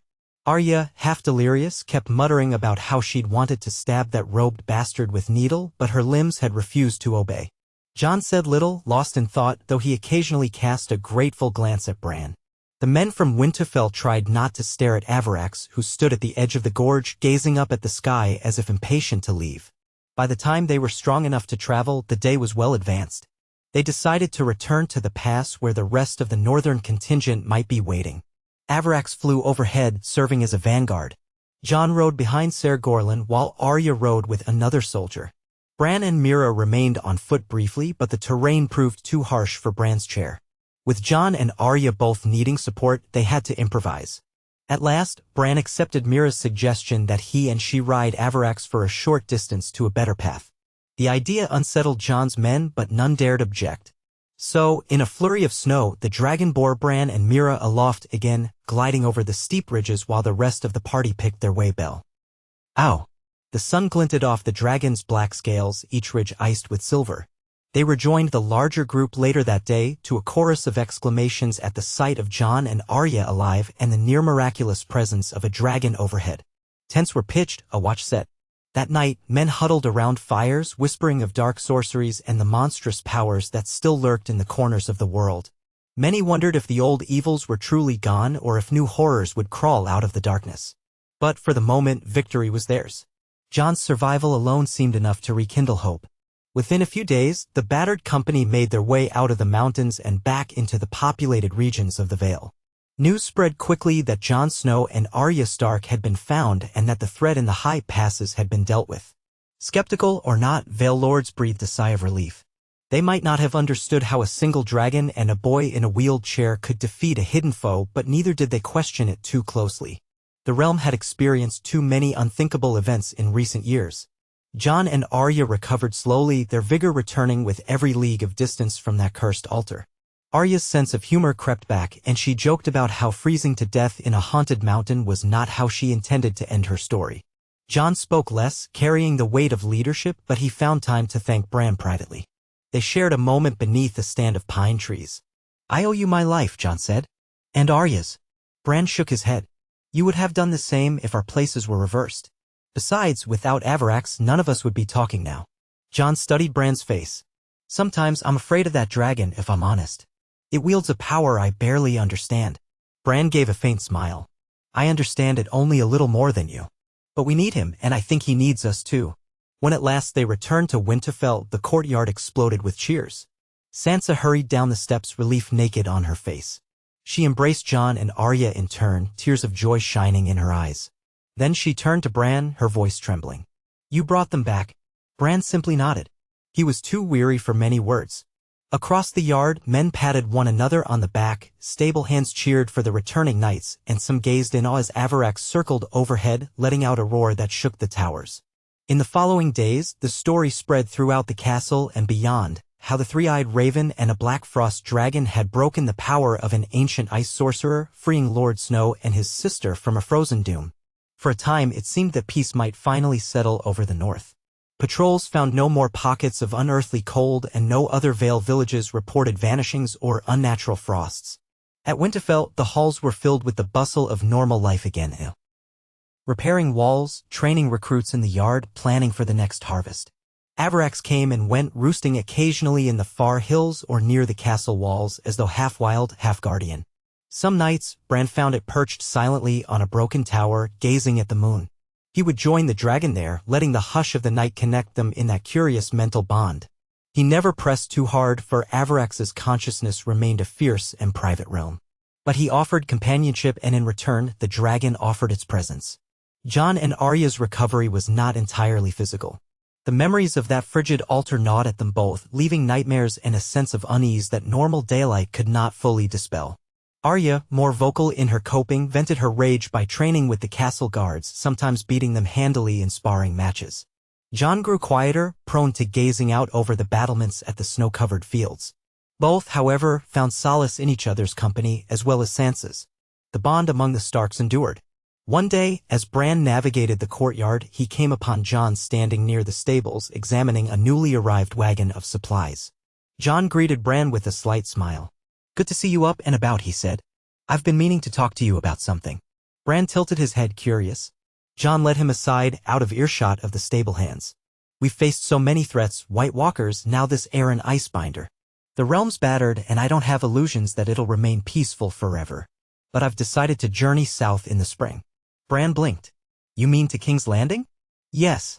Word from the south is that the political landscape is shifting. The Lannister hold is weakened, and there are new powers rising in Dorne. If we truly want a united realm that can stand against magical threats, we need alliances, Jon said, pausing to let his words sink in. I want to secure peace for the north so that if anything else emerges from the shadows, we won't be fighting alone. Bran considered this. It was not unreasonable. Indeed, with Daenerys Targaryen's fate still a complicated story, some said she had retreated across the narrow sea after her losses. There were power vacuums across the Seven Kingdoms. The North, still reeling from war, could not stand entirely on its own. You think the Southern Lords will welcome a dragon ally to the North? Bran asked quietly. Jon exhaled. Probably not. But they'll respect its power. And perhaps you could keep Avarax at Winterfell or beyond. No sense in provoking them if we don't need to. We can call for him if we're truly desperate. Bran gave a thoughtful nod. Part of him was relieved that Jon wasn't urging him to fly a dragon over King's Landing, which would likely cause panic and conflict. How can I help? He asked. Jon clapped a hand on Bran's shoulder. You've already done more than enough. If there's one thing that might dissuade new threats from rising, it's knowing the three-eyed raven is here with a dragon by his side. Protect the North in my absence. Bran smiled faintly. I will. But be cautious, Jon. The politics of the South can be as dangerous as any sorcerer in an ice cave. Jon's departure came on a chilly morning some weeks later. He took a retinue of northern lords, including some who had proven themselves in the battle at Eastwatch and beyond. Sansa remained at Winterfell to govern as the North needed a Stark in charge. Arya insisted on going with Jon. She claimed she wanted to see how southern lords squared up in a sword fight and also to keep an eye on her brother. They left in a modest procession, the banners of the dire wolf fluttering in a biting wind. Many eyes lifted to the sky, expecting to see Avarax overhead, but the dragon did not appear. Likely it hunted in the far reaches of the wilderness that day, or else it chose to remain discreet. As the column vanished into the distance, Sansa stood on the battlements, arms folded tight to keep out the cold. Bran joined her, his chair positioned near the edge, Mira standing behind him protectively. It feels like we've spent our whole lives watching people leave Winterfell, Sansa said softly, not looking at him. Father, Mother, Robb, then you and Rickon, then Jon, time and again. I wanted us all to be here, together, yet life pulls us apart. Bran said nothing for a moment, watching the last banner disappear beyond the horizon. It does, he finally agreed. But perhaps now we have a chance to live out our separate journeys. Before, it seemed every departure ended in tragedy. This time, maybe we can hope they'll return with stories and allies instead of heartbreak. Sansa's gaze flickered. I hope so. She exhaled, turning to face him. And you? Will you leave again, chasing visions or other threats? Bran shook his head. For now, no. My place is here, at least until I sense a danger that demands my attention. He paused, then added more quietly, we must remain ready, Sansa. I fear that the world won't let us have peace for long. The old magic is stirring, even after we vanquished the Night King and Aaron. There might be other forces seeking to fill the void. Sansa met his eyes, her own tempered by experience beyond her years. Then we'll meet them as Starks always have together. And we'll call upon Avarax if need be. She squeezed his hand briefly, then descended the steps to oversee the day's tasks. So the north settled into an uneasy peace. Snow fell, then melted, then fell again, the cycle of winter still lingering. Patrols kept watch on the roads, guards at Winterfell honed their skills, and occasional ravens arrived from Jon, describing slow progress in forging alliances. Many days, Bran roamed the castle or the surrounding lands in his chair, checking on the small folk, ensuring the region rebuilt itself. He found small joys in seeing children laughing, no longer hounded by nightmares of the dead. He found hope in the new houses taking root among the free folk. But always at the edges of his mind, he felt the hum of Avarax's presence. Sometimes he would slip into the dragon's senses at night, seeing through those slitted eyes the moonlit plains and silent forests. Occasionally, he tasted the tang of fresh blood when Avarax hunted, or felt the press of a lonely wind under black wings. Though they were joined in purpose, the dragon was no tamed beast. Bran respected that difference. One afternoon, a raven came not from Jon but from the citadel in Old Town, addressed to Bran Stark. Its author, Archmaester Runvar, expressed keen interest in meeting the new three-eyed raven. He offered knowledge about the deeper workings of the realm's magic in exchange for an audience to glean more about the events beyond the wall. Sansa frowned at the letter, suspecting the Archmaester might be fishing for dangerous secrets. Bran agreed that caution was wise. Still, knowledge is a powerful tool, he mused. If the Citadel truly wants to help the realm understand the forces at play, perhaps we should speak. Sansa was hesitant. Old Town is far, and you're needed here. Besides, I don't trust the maesters to keep your secrets safe. They might use them for their own ends. Bran considered that. I'll be careful, he promised.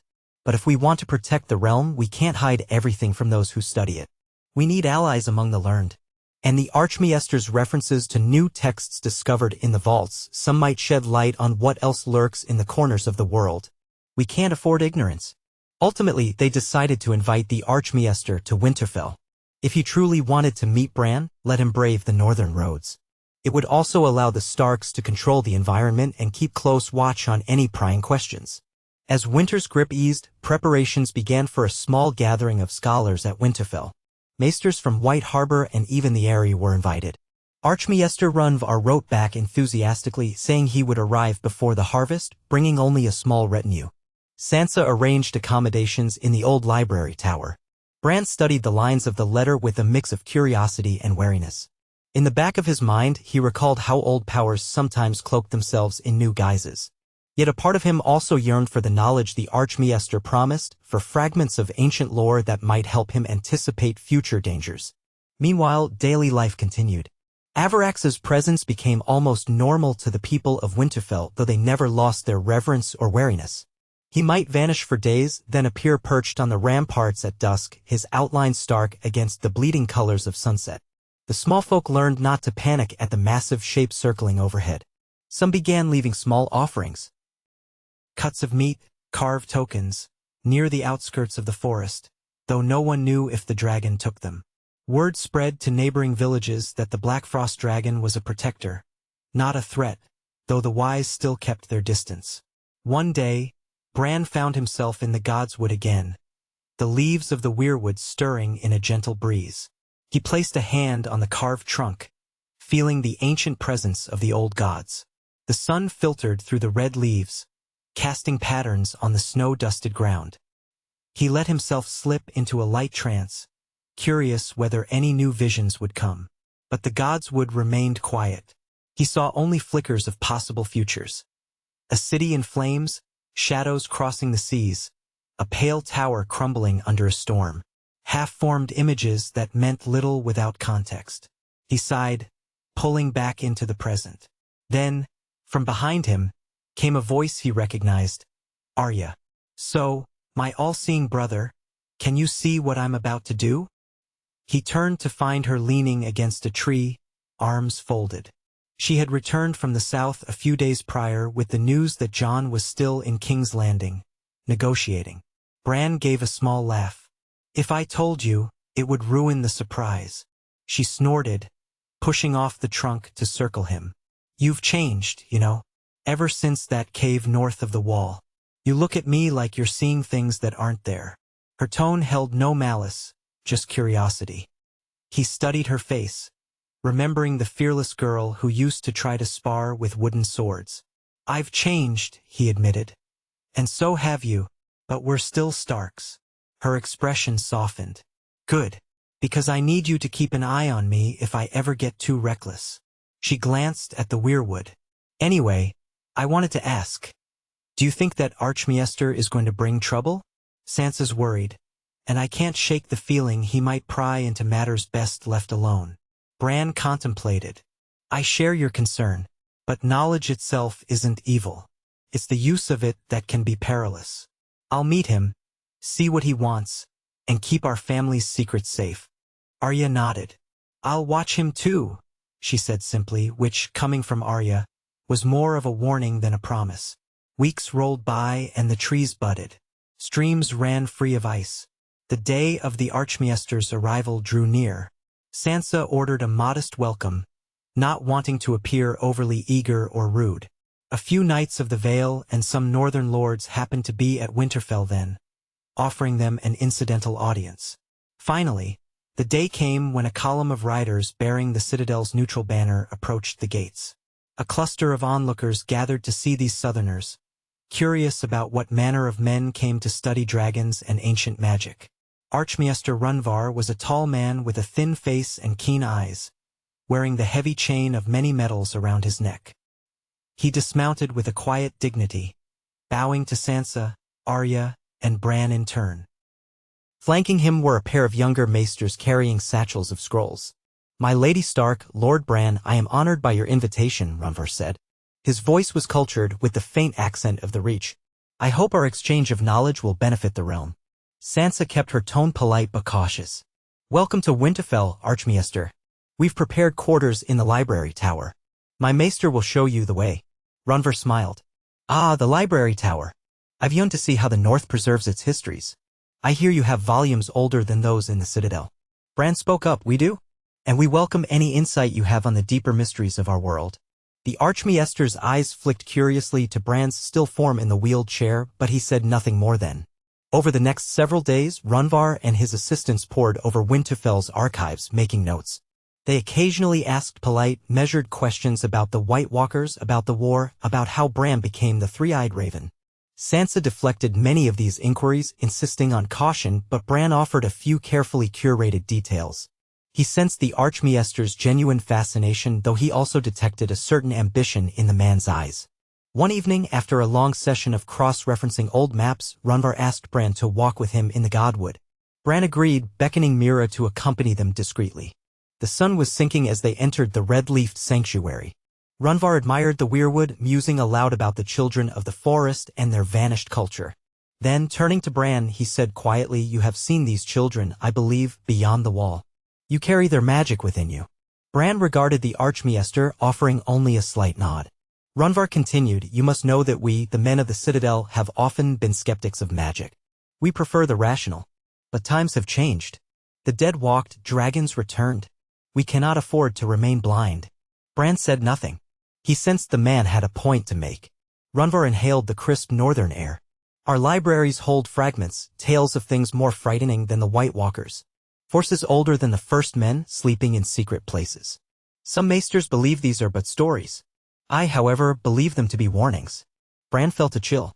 You think these forces might awaken? The Archmaester spread his hands. I cannot say. But if they do, knowledge may be our only weapon. I understand you have a unique perspective. I would humbly ask if you'd be willing to share visions, gleanings, anything that might help us prepare. Bran studied the older man's face. There was genuine concern in his eyes, mixed with scholarly excitement. I'll consider it. But you must understand, these visions aren't simple. They come and go, and they're filtered through layers of time. And some knowledge might be dangerous to spread. Runvar nodded gravely. I understand. Yet even a fragment could be invaluable. At length they returned to the keep, the sky now strewn with stars. Mira made a point of walking close to Bran, watching the Archmaester. He took no offense, simply bidding them good night. Bran couldn't help wondering if they were on the brink of an age where men and maesters joined in the pursuit of lost truths, or if they courted new disasters by prying too deep. In the days that followed, Bran sensed that Runvar was particularly interested in Avarax. The Archmaester studied old accounts of dragons, then discreetly asked if the Black Frost dragon might be enticed to appear so he could observe it. Merely for scholarship, he said, eyes shining. No one has ever documented a dragon of both ice and fire. This is a once-in-history event. Sansa, overhearing, stiffened. We don't trot him out for display. He comes and goes as he pleases. Runvar apologized if he caused offense, but persisted gently. If it ever suits the dragon to visit while I'm here, I would be grateful for even a glimpse. Bran considered the request. Though wary of giving the maesters too much, he also recognized that fostering some goodwill might be beneficial. So one evening, while Avarax perched on a crag near the castle, Bran sent out a mental call, letting the dragon know there was someone who wished to see him. He made no command, he only asked. To his surprise, Avarax rose and swooped toward Winterfell. Bran guided Runvar to the courtyard with Mira and a handful of guards, all on high alert. In a spectacle that made stable hands yelp and scramble back, the dragon descended, shaking the ground. Torchlight danced over the black scales, highlighting the icy ridges. Avarax snorted, steam rolling from its nostrils. Runvar stood transfixed, trembling not with fear but with an almost ecstatic awe. Magnificent, he breathed. The dragon regarded him with ancient, alien eyes, then turned away as if disinterested. He gave a soft growl, glancing at Bran. Bran reached out mentally, assuring him all was well. After a few moments, Avarax stretched his wings and took flight again, disappearing over the walls. Runvar exhaled, seemingly overwhelmed. I never thought to see such a thing in my lifetime. Bran nodded. His name is Avarax, he said. He's as old as the far north, or so it seems. And he answered our call for help against threats beyond mortal means. Runvar, still shaken, said quietly, he may be the greatest wonder of our age. And perhaps the key to saving us all should another wave of darkness rise.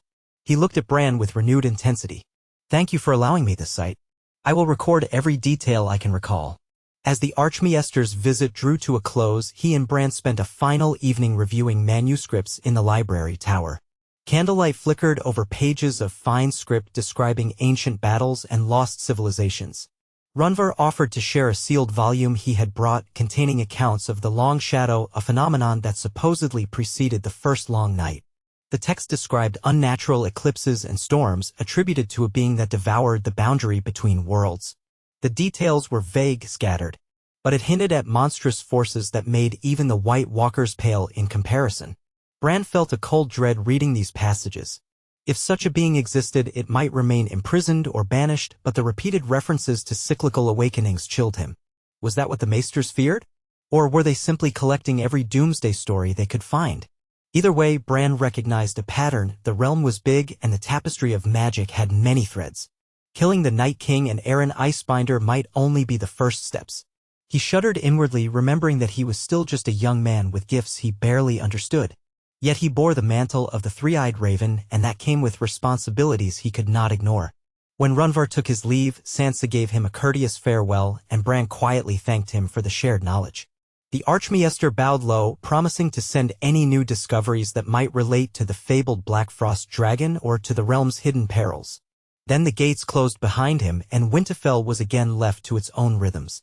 Summer arrived in full splendor, a pale, northern version of it, but gentler than the relentless cold. Fields grew green, flocks of geese filled the ponds, and the small folk turned to sowing and harvest. Jon's letters described modest successes in the south, forging alliances with a few key houses, though King's Landing remained a nest of intrigues. He aimed to return by the year's end. In the meantime, life at Winterfell found a steadier pace. One evening, after the day's work was done, Bran decided to wander out to the lonely hill where Avarax sometimes roost. Mira helped him navigate the path. The sun was setting behind them, bathing the countryside in gold. They reached the crest, finding the dragon coiled among the rocks, half dozing. At their approach, Avarax lifted his head, letting out a low rumble that might have been greeting or mild annoyance. Bran instructed Mira to set his chair at a safe distance. He regarded Avarax quietly, studying the sheen of his scales in the fading light. So much had happened since the day he first encountered this creature in the icy cavern beyond the wall. They had battled an ancient evil together, saved loved ones, and ensured the realm survived one more threat. Bran felt gratitude welling up. Gently, he sent a pulse of affection through their mental link. The dragon snorted, a small plume of frost smoke curling from its nostrils. Then it settled its massive head on a nearby rock, as if acknowledging the gesture. For a time, the three of them, boy, warrior, and dragon, sat under the quiet sky, each lost in their own reflections. Bran thought of the old gods, the children of the forest, the swirling visions he had touched. He thought of the men and women who worked each day to rebuild their lands, trusting that their leaders would keep them safe. He thought of future generations who might grow up never knowing the terror of undead armies or ice sorcerers.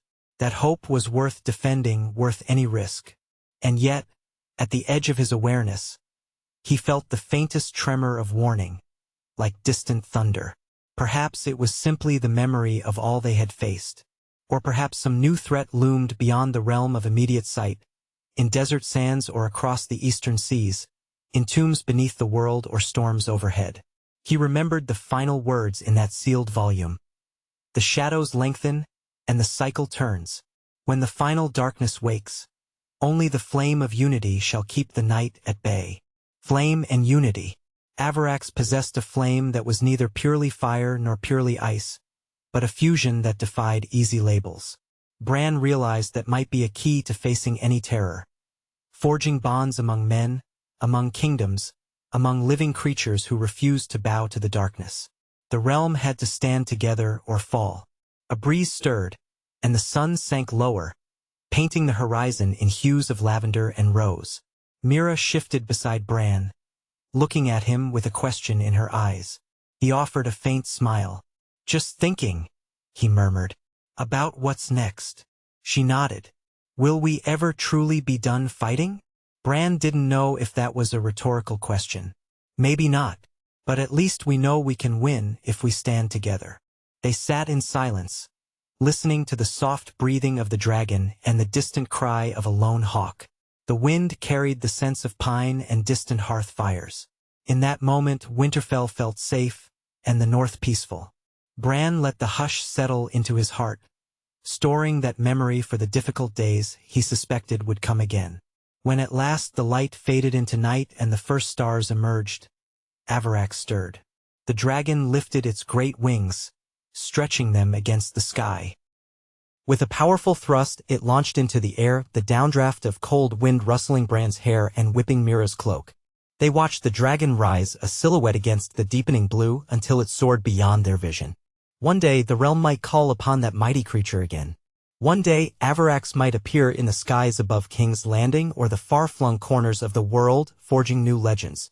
For now, the watchers on the walls saw only a fleeting black shape pass across the moon, heard only the echo of a distant roar. For now, the north breathed freely, unburdened by the horrors of icebound kings and shadowy sorcerers. Bran, though just one young man with broken legs, carried within him a timeless wisdom and an unbreakable bond with an incorruptible dragon born of the land's oldest magic. Together, they had faced the darkest nights and prevailed. And as the stars glittered overhead, Bran Stark, the three-eyed raven, let his thoughts soar to the future, believing for the first time in a long while that they stood a chance against whatever new darkness might come. The days stretched into weeks, then months, and the north basked in a rare season of calm. Fields flowered in the long daylight hours, and the nights grew mild enough for the small folk to linger around fires in merriment rather than fear. At Winterfell, the routine of governance settled into an unhurried rhythm, petty disputes over grazing rights, small harvest festivals where once there had been talk of whites and dragons, and the steady hum of trade beginning to flow again from the south. Sansa observed it all with quiet satisfaction. After so many crises, peace itself felt like a kind of small miracle. Bran moved through each day aware that this peace was precious. His senses, sharpened by the gifts of the three-eyed raven, could pick up small details others missed, like the hush in the godwood at midday, or the way certain wind currents high above the castle changed whenever Avarax circled. Sometimes he slipped into the minds of ravens and soared across the farmland to watch families picnicking in meadows that had once been stained by blood. Life was slowly healing, weaving back together. Yet the deeper he peered into the tapestry of time, the more he sensed that the North and indeed all of Westeros stood only at a brief lull between storms. Through letters, Bran kept in contact with Archmaester Runvar, who had returned to Old Town months ago. Runvar wrote of new scrolls discovered in the Citadel's hidden vaults, some of which mentioned dragonkind that thrived in polar realms older than Valyria, or cryptic references to the breathing ice that shaped the oldest mountains of the world. These half-legends made the Archmaester suspect that Avarax was not merely a singular anomaly but part of a branch of dragon lineage that perhaps predated the Targaryens by thousands of years.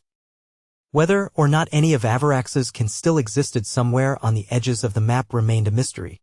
Runvar half-hinted that he might petition the Conclave to organize an expedition to the Shivering Sea in search of other lost beasts, though he never confirmed any plan in writing. Sansa had mixed feelings when Bran shared these letters. On the one hand, she respected the pursuit of knowledge. On the other, she saw trouble brewing if the maesters began scouring unknown corners of the earth in the name of scholarship. The North had endured enough catastrophic wonders. Better, she felt, to let sleeping legends lie. Bran did not entirely disagree, but he also recognized that shutting the door on knowledge could invite surprise later. He assured Sansa he would remain cautious in any exchanges with Runvar or the Citadel. For now, the matter lay dormant. Jon's letters arrived less regularly. He remained in King's Landing, wrestling with southern politics in a realm that had not fully stabilized after so many wars and the rumored demise of Daenerys Targaryen. The Lannisters still clung to influence, while new figures rose to prominence in the Crownlands and the Stormlands, each with their own designs. Jon's dispatches described endless negotiations: who would support the North's rebuilding, who wanted free trade routes, who demanded marriage alliances.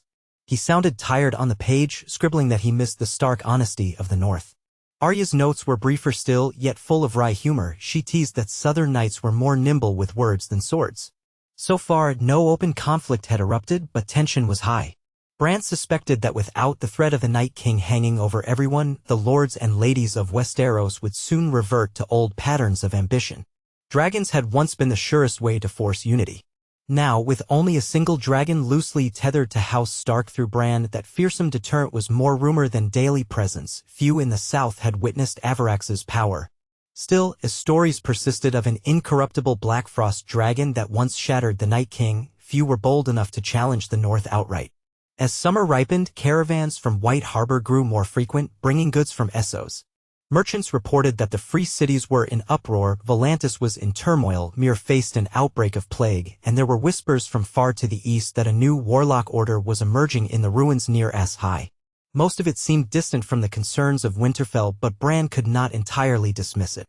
Magic did not respect borders, and if the wave of sorcery was rising again in Essos, who was to say it would remain there? He had more immediate matters to address, however.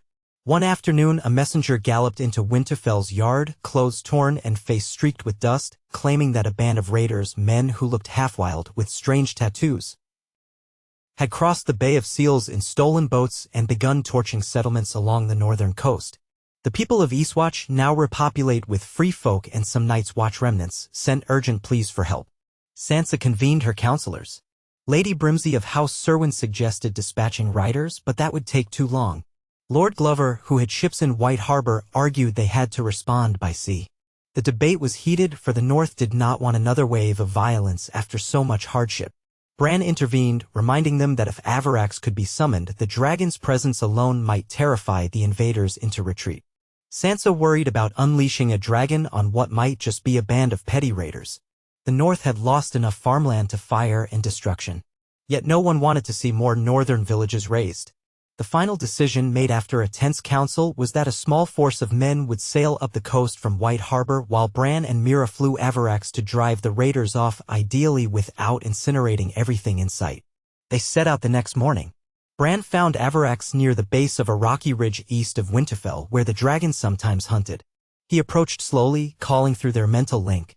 Avarax rose from a half-eaten carcass of a moose, steam curling from its jaws. The connection pulsed curiosity, faint annoyance at being interrupted during feeding, but also a readiness. Mira helped Bran onto the saddle and they lifted into the skies. The day was bright, the breeze crisp. Below them, the north rolled out in a patchwork of green farmland and forest. They soared northeast toward the Bay of Seals, crossing miles in what felt like mere heartbeats. Bran's senses extended far, searching for the flicker of violence that had been reported. The coastline stretched along the horizon, dotted with small fishing villages. It took several hours before they finally spotted black plumes of smoke rising from a cluster of huts by a rocky shoreline. Avarax rumbled, sensing conflict. Bran leaned forward, urging the dragon lower. The village was ablaze in places, townsfolk fleeing into the hills. A ragged band of raiders, perhaps 30 strong, tore through the huts with torches, hauling off what meager valuables they could find.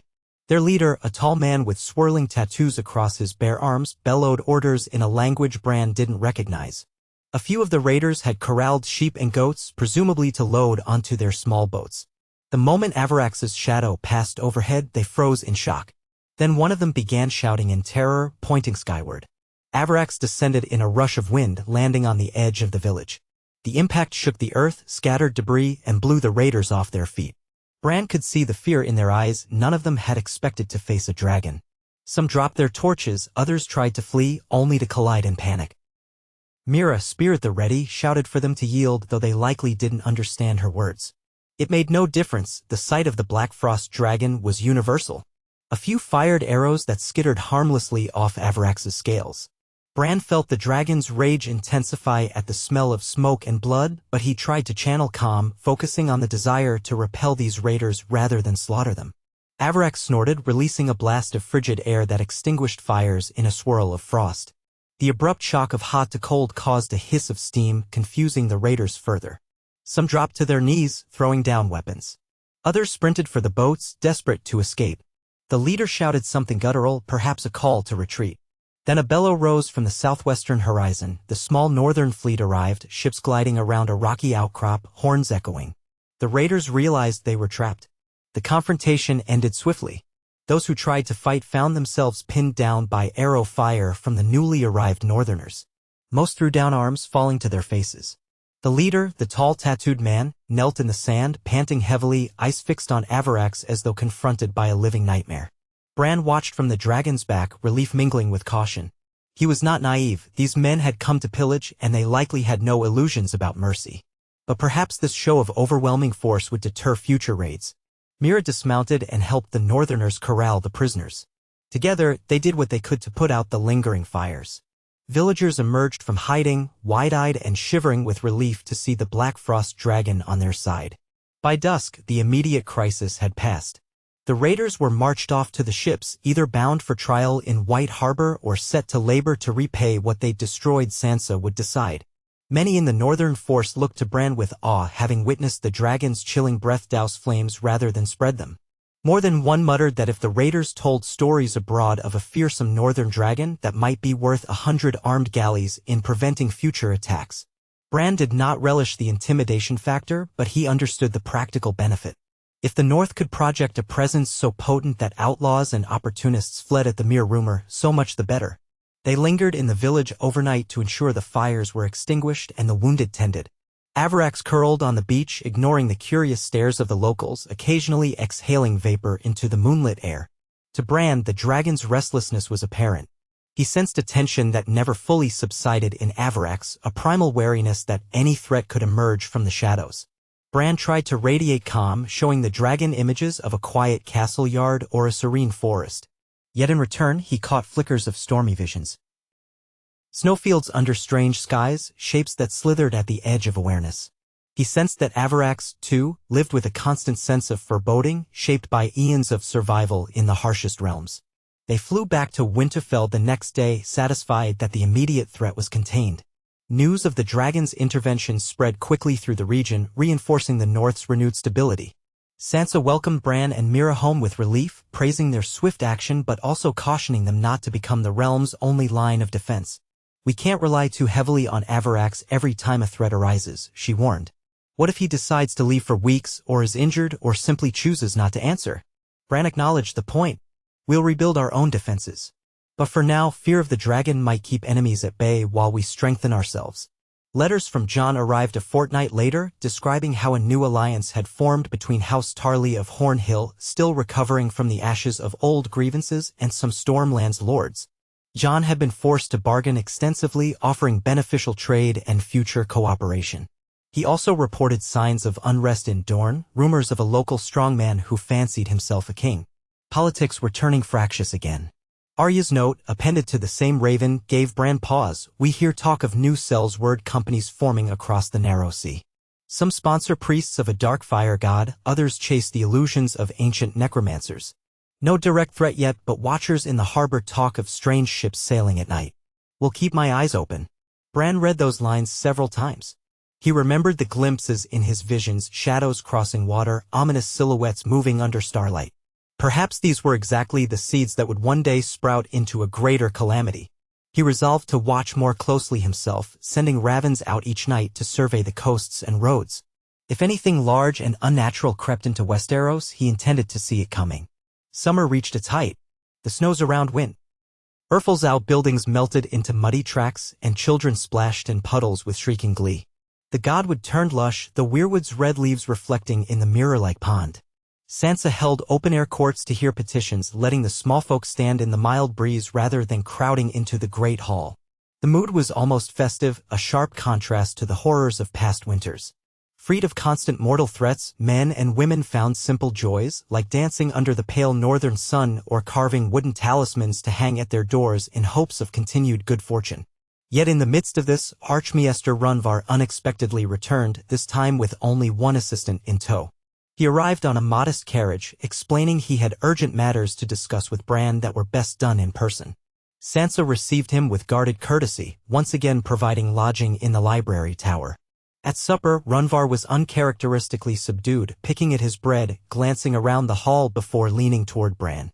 Might we speak privately tomorrow? He asked in a low voice. Bran agreed, suspecting trouble. They met in the godwood the next morning. Mira stood watch a discreet distance away, content to let the Archmaester and Bran talk, but ready to intervene if needed. Runvar looked older than before, new lines etched into his face. He breathed in the forest scent as if steeling himself. Lord Bran, he began, I received a set of scrolls from a colleague in the free city of Lys, referencing phenomena in the Jade Sea, odd sightings, monstrous storms, disappearances of entire fleets. I dismissed it at first as the usual SOC exaggerations. Then a second letter came from a contact in Karth, describing an armada that sailed east toward the Shadowlands beyond S-High and vanished without trace. Bran listened quietly. People vanish at sea often enough. Why does this concern the Citadel so greatly? Runvar's gray eyes sharpened.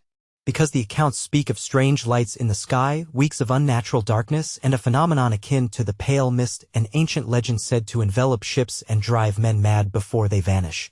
The lore my colleague uncovered in Karth claims that such a phenomenon is tied to the Long Shadow, the same reference we found in certain sealed volumes at the Citadel. It's said to herald the stirring of powers more ancient than even the White Walkers. And we do not believe the effect is contained to the Far East. A hush fell in the godwood.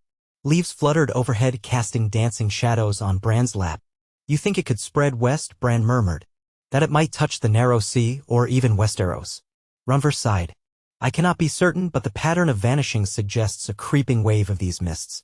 Ships that come across them lose all sense of direction, compasses fail, and survivors, if any exist, speak of hearing whispers. In some versions, the whispers promise eternal life if they sail deeper into the dark. In others, they warn of a monstrous entity that devours souls. It all sounds like superstition, yet we maesters have learned not to scoff at such tales in these times. Bran recalled the sealed volume describing a being that predated the Long Night, something that devoured the boundary between worlds. He felt a faint tremor in his chest. What would you have me do, Archmaester? Runvar hesitated. We do not want to fan panic, especially given how fragile the realm is. But we also cannot ignore the possibility of an impending catastrophe. The Citadel believes you, the three-eyed raven, might glean more by searching the currents of time or using your connection to the old gods. If we could confirm or deny whether this threat truly stirs across the seas, we might prepare. Or, if you are able to sense any epicenter of this phenomenon, we could warn travelers away. Bran lowered his gaze to the ground, thinking of how easily such scrying could go awry. He had tried to peer at Aaron Icebinder in the mountains and nearly had his consciousness skewered. I can attempt it, he said finally. But these glimpses are not always straightforward, and if the entity itself is awake, it might sense me in return. Runvar's lips tightened. Understood. The choice is yours. Any risk you take is for the good of the realm. But we have run out of safer methods. Even the warlocks of Karth, I'm told, are fleeing their city, claiming that the thin veil is tearing. Bran absorbed that, a cold stone settling in his stomach. The warlocks of Karth were not known for caution or easily spooked imaginations. If they were fleeing, the threat must be dire. Give me a few days, Bran said quietly. I'll see what I can find. Runvar pressed a hand to his chest in gratitude. Even if you see nothing conclusive, that will be something.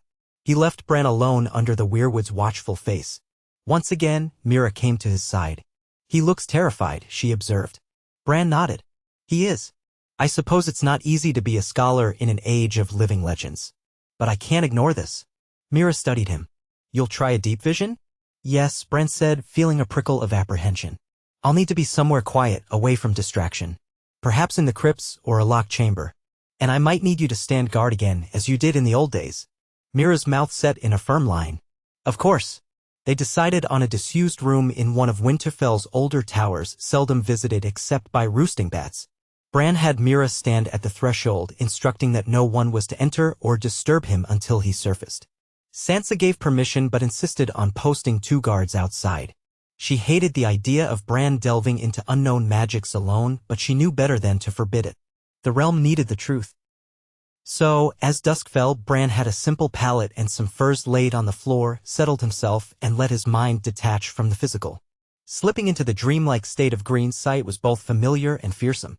At first, he drifted through the weirwood network, swirling past images of the North's past, old battles, glimpses of the children of the forest, the founding of castles. He reached for the notion of the eastern seas, for the ships that vanished, for the phenomenon of the pale mist. Time and distance blurred in the currents of vision. He felt the presence of the old gods' roots stretching far, but seldom had they touched the Jade Sea or the Shadowlands. That was outside their primeval domain. Yet perhaps enough echoes existed in the flow of the world's memory. For a time he saw nothing but swirling haze. Then a faint vision coalesced, a deck of a ship he did not recognize, half-rotted sails flapping in an eerie calm, the crew standing rigid with eyes glassy.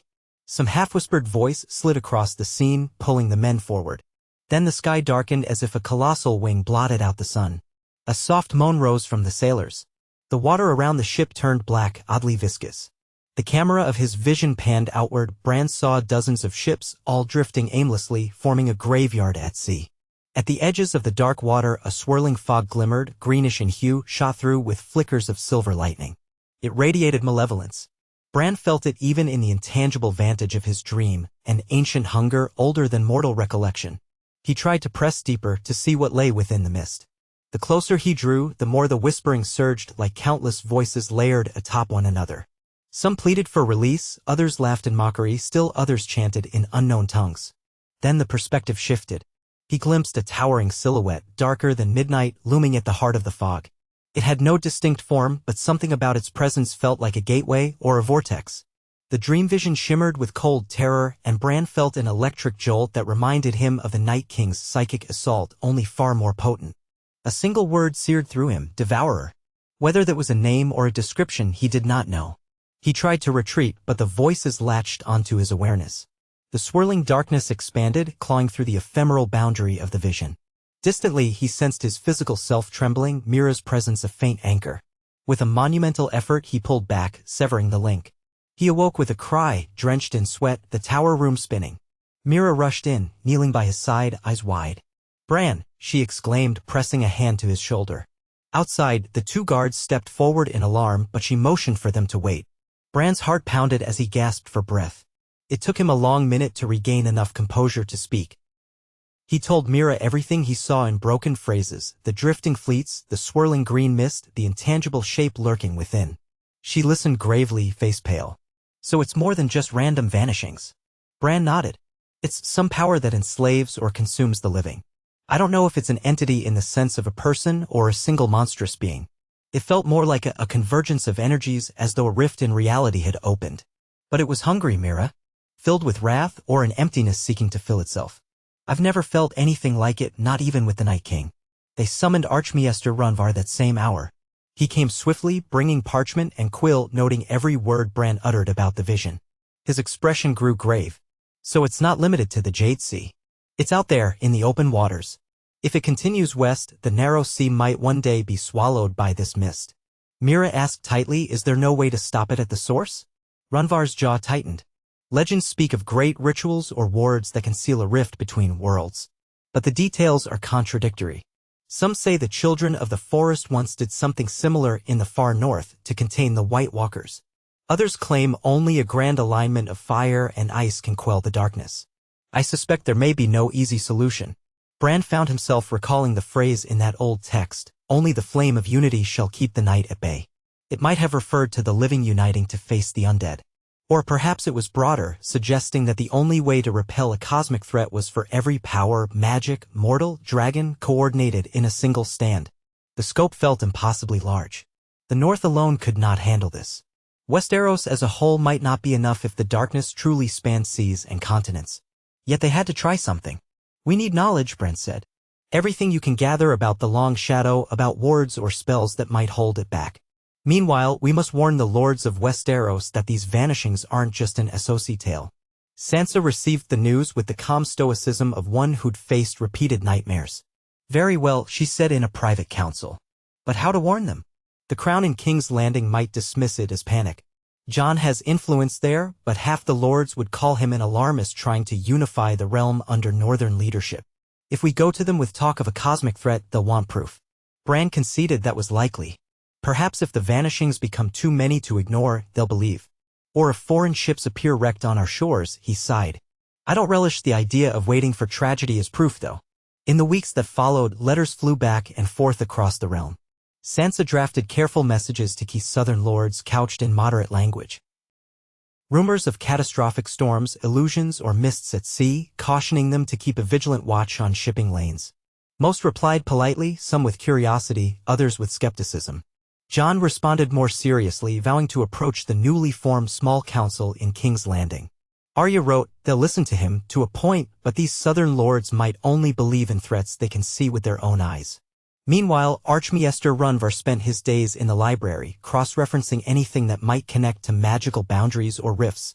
He rummaged through battered tomes describing the Hammer of the Waters, the breaking of the Arm of Dorne, the forging of Lightbringer by Azor Ahai, anything that hinted at powerful cosmic events.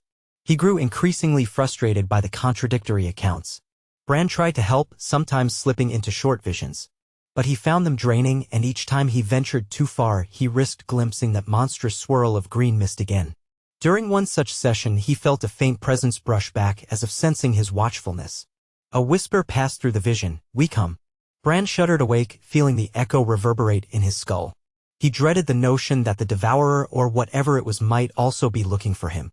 Despite the looming anxiety, life in the north went on. Harvest time arrived, a spectacle of reaping golden fields, storing grain, celebrating the season of plenty before the next winter. Feasts took place in the courtyard at Winterfell, filled with laughter and music. Craftsmen strove to rebuild roads and stonemasons erected new watchtowers along the King's Road. The presence of Avarax remained a steady, if distant, reassurance. The Black Frost dragon occasionally soared overhead, scanning for threats, and then vanished beyond the horizon to hunt. Every so often, travelers reported seeing him perched on a crag, gazing at the sea as though listening for something.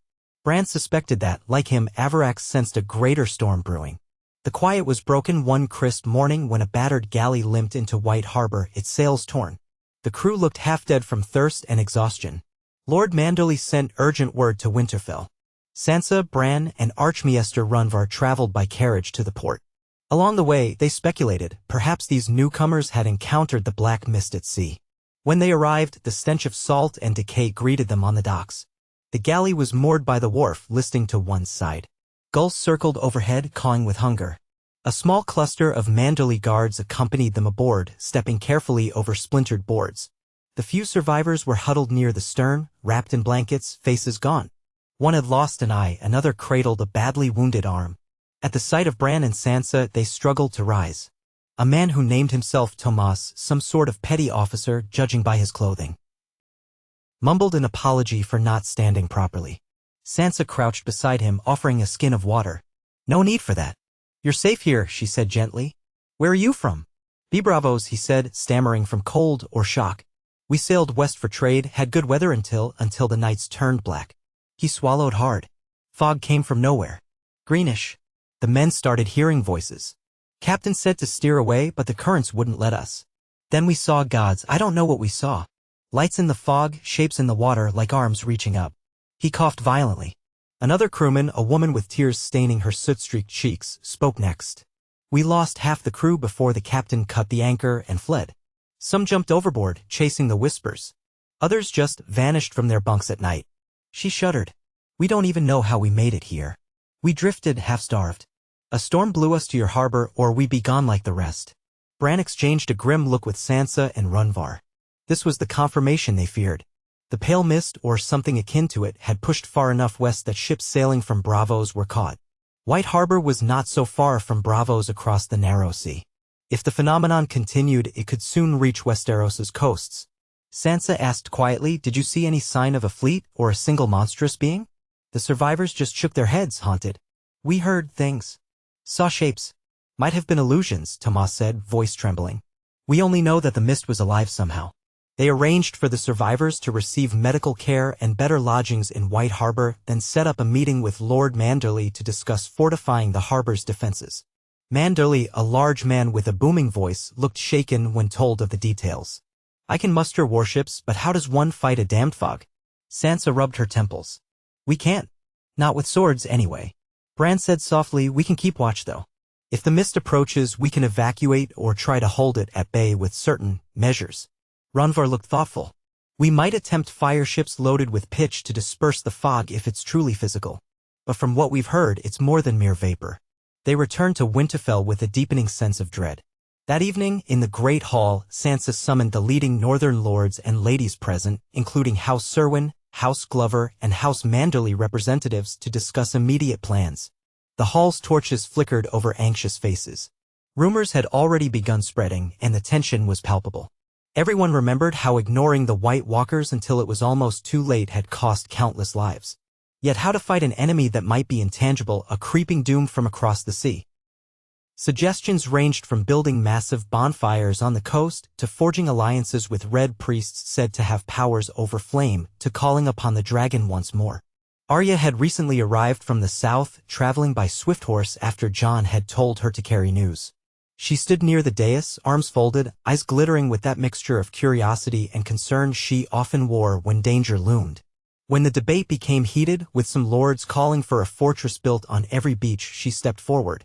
We can't fence out a fog, she said bluntly. We need information and a plan. If there are mages or priests who claim they know how to banish it, we might want to speak to them. The mention of foreign magic made some lords bristle, but others nodded, recalling how dragoglass and stranger arts had once been needed to fight the White Walkers. Sansa tried to steer the discussion toward unity. Let's coordinate with the Citadel. If they can identify a countermeasure, wards, spells, even a well-tested rumor, it's better than guesswork. Meanwhile, I suggest we quietly notify all coastal communities to be ready to evacuate inland if the horizon turns green. House Manderley's men agreed. They'd dispatch more ships as scouts, though no one envied the sailors that mission. A day later, a raven came from Jon. The Crown in King's Landing agreed to send a small delegation north to see if these rumors were true. They wanted to inspect the battered Bravosi ship themselves. Perhaps it was a sign that the South wasn't entirely blind. The letter ended with Jon's personal note. This is reminiscent of the war with the dead, but more elusive. If you have any proven weapons, hold them ready. I'll come as soon as I can. Bran found himself on the ramparts that evening, gazing at the darkening sky. The wind carried a faint tang of autumn's chill. He recalled the swirl of greenish fog he'd seen in his visions and the intangible presence behind it. Aaron Icebinder had seemed terrifying enough, but that foe was at least a mortal with stolen power. This was something else, an evil that felt as vast as the night itself. He wondered if even Avarax could scatter such a threat with frost flame. Perhaps it would help, or perhaps it would be as futile as lighting a candle in a void. Standing there, he sensed a familiar stirring. Avarax was near. He focused Lu. Ting, his mind brushed the dragon's presence. Yes, high above, silhouetted against the last glow of twilight, the Black Frost dragon sword. Bran felt an echo of the same unease that churned in his own heart. Avarax had come from the far north, older than the memory of men, shaped by primal energies. If any creature in Westeros could stand against a cosmic threat, perhaps it was him. And yet, the dread sank deeper. There were forces in the world older than ice or fire, forces that might reduce even a living furnace of magic to futility. He heard footsteps behind him. Arya joined him, leaning on the stone crenellation, wind ruffling her dark hair. She looked out where his gaze was fixed, spotted the dragon's silhouette. "He's restless," she said. Bran nodded. "So am I, feels like we're on a precipice." She exhaled, pluming fog in the cool air. "It never ends, does it? We kill the Night King, break some ancient sorcerer's hold, and still the darkness creeps in from somewhere else." She gave a small laugh with no real humor. "I used to think I'd become a warrior strong enough to defend my family and that would be enough. But I see now it's bigger than swords. Maybe bigger than dragons too." Bran placed a hand gently on her arm. "We do what we can. We stand together. That's how we've survived everything else." She mustered a faint smile. "Then we'll do it again. But if we have to sail into that green fog and stab this devourer ourselves, so be it." He almost laughed at her ferocity, but the moment was too fraught. "I hope it won't come to that," he said quietly. Over the next few weeks, White Harbor's scouts reported no immediate sign of the pale mist near Westeros. Yet more battered ships from Bravos and Pentos trickled in, carrying rumors that the unnatural phenomenon was creeping along shipping lanes. A few captains had glimpsed ghostly lights flickering on the eastern horizon at night, then wisely turned back. Fewer cargoes arrived from the east, and the price of exotic goods soared. In response, the Crown in King's Landing grew concerned about commerce. Jean wrote that economic fear might prompt lords to take the threat seriously, at least. Still, a real plan of defense remained elusive. Finally, a delegation from the south arrived, Ser Tyland Rosby, a minor noble with ties to the crown, along with a pair of maesters.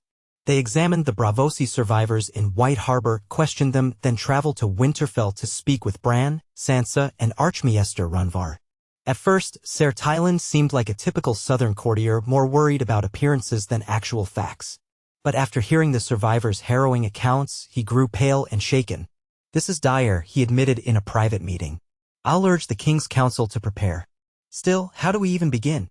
Runvar suggested a grand convocation of all major powers to pool knowledge, maesters, red priests, warlocks, anyone with claims to magic or prophecy. Sansa doubted such a gathering would ever come to pass, given the fractious nature of the realm. Yet it might be necessary. She asked Ser Tyland whether King's Landing would host it. He hesitated, saying he'd pass the request along. Meanwhile, he seemed more swayed by a second suggestion. If the Crown recognized the threat, perhaps they would equip a fleet to sail east on a fact-finding expedition, possibly with a few arcane specialists on board. That was risky, likely suicidal, but might yield vital intelligence. Tyland left Winterfell with no firm promises, only a vow to speak urgently at court. In the lull that followed, Bran found himself tormented by recurring nightmares. He'd see a shore of black sand under a sky streaked with sickly green. Figures in tattered cloaks knelt at the water's edge, chanting in unison, their voices merging with the wind. Then a tidal wave of swirling mist crashed over them, and they vanished. Sometimes he recognized the face of a northern farmer among the kneeling figures, or even a friend from Winterfell. He woke in a cold sweat, unsure if these were visions of the future or metaphors of his own fears. Mira, ever watchful, noticed the dark circles under his eyes. "You have to rest properly, Bran," she urged one morning. "Pushing yourself too hard might weaken you. If something real does come, you need your strength." He tried to reassure her, but it was an empty gesture. Sleep itself had become a battleground. One evening, when he could not bring himself to attempt rest, he ventured into the courtyard, letting the cool night air steady his nerves. The moon was bright, and to his mild surprise, he found Archmaester Runvar there as well, gazing at the sky. Runvar offered a small smile. "Cannot sleep either, I see." Bran shrugged. "Too many worries." The Archmaester lifted his gaze to the constellations overhead. "I've been studying star charts for anomalies. Legends say that certain cosmic alignments enable or hinder great evils. A fool's errand, perhaps." Bran frowned. "I wouldn't dismiss it." The children of the forest had lore about the alignment of celestial bodies affecting the flow of magic. Runvar nodded. "Indeed, but so far I see no major alignments. The sun and moon do what they always do. The real question is whether the thing we face is of this world at all.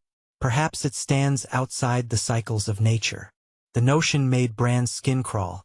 Yet he reminded himself of that old prophecy about fire and ice bridging mortal hearts.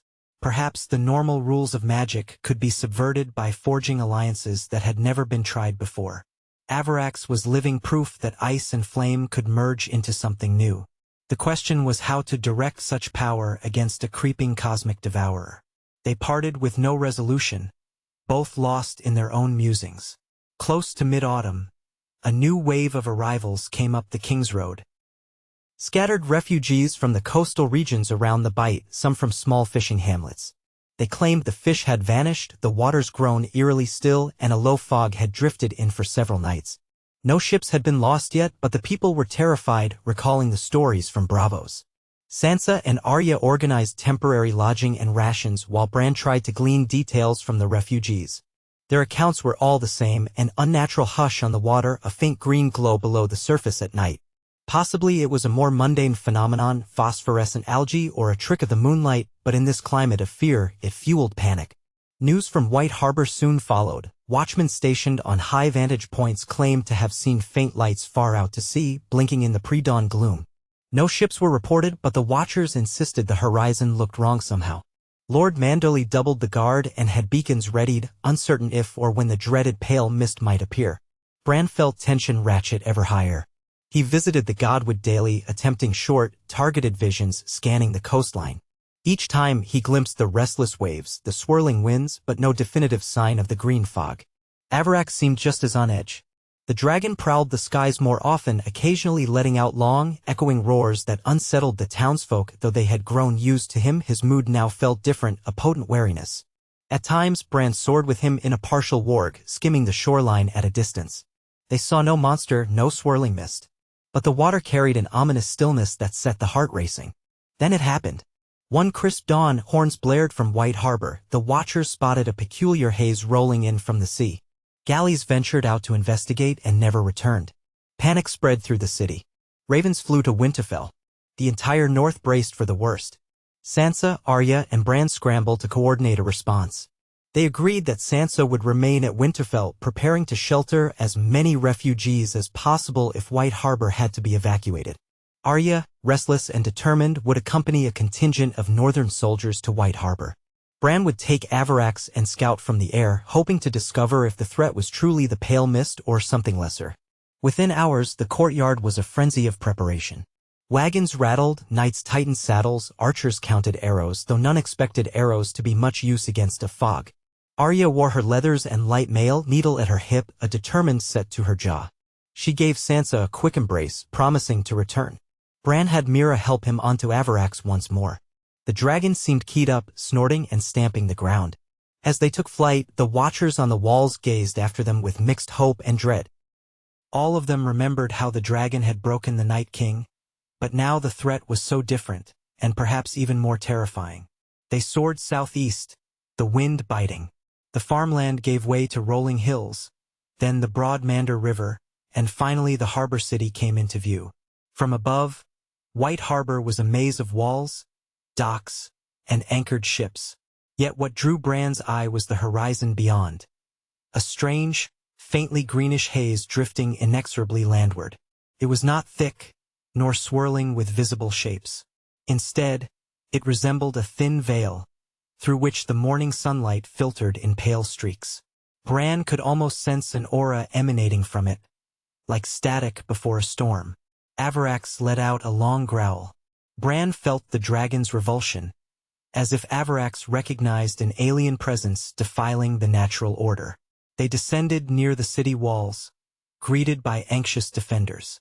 Lord Manderley himself came forth, belly jiggling a bit beneath his armor, face set in grim lines.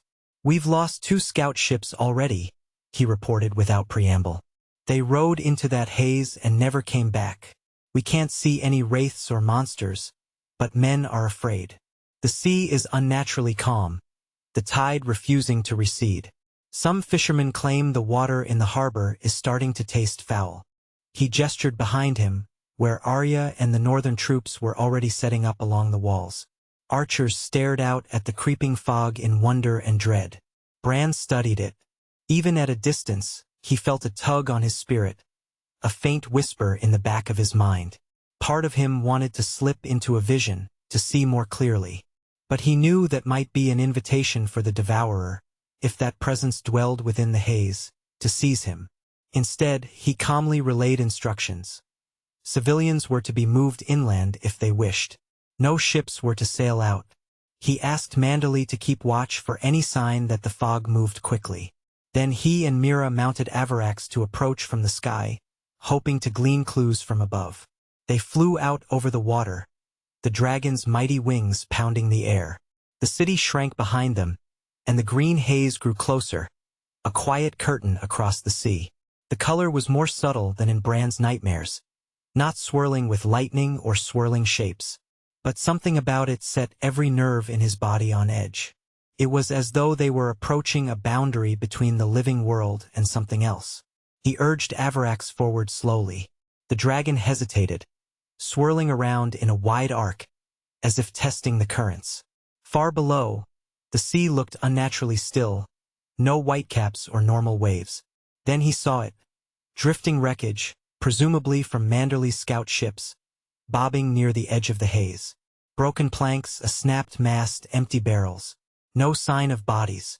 A faint sheen glimmered on the water's surface, almost oily in texture. Bran braced himself and had the dragon circle closer. Beneath the haze, everything was murky. He couldn't see more than a few feet into that ghostly green. Avarax rumbled with building aggression, head jerking as though to ward off an invisible threat. Bran debated unleashing the dragon's frost flame to see if it would disperse the haze. But before he could decide, a shift occurred. The thin veil of green began to roil. Slowly, tendrils of mist reached upward like searching arms. It reminded Bran of the images from his visions, something beneath, straining to break through. Avarax let out a thunderous roar and banked away, beating its wings to gain altitude. Bran felt the dragon's alarm and followed it, trusting Avarax's instincts. They soared higher, watching the roiling intensify. Below, the haze advanced a few more yards toward the city as though drawn by the life bustling there. Bran clenched his fists. Was this unstoppable? Avarax decided otherwise. The dragon inhaled, chest expanding. Then, with a roar that shook the sky, it unleashed a torrent of frost flame at the edge of the haze. White-blue fire cascaded downward, hitting the water in a sizzling explosion of steam. The flames licked at the drifting tendrils of green.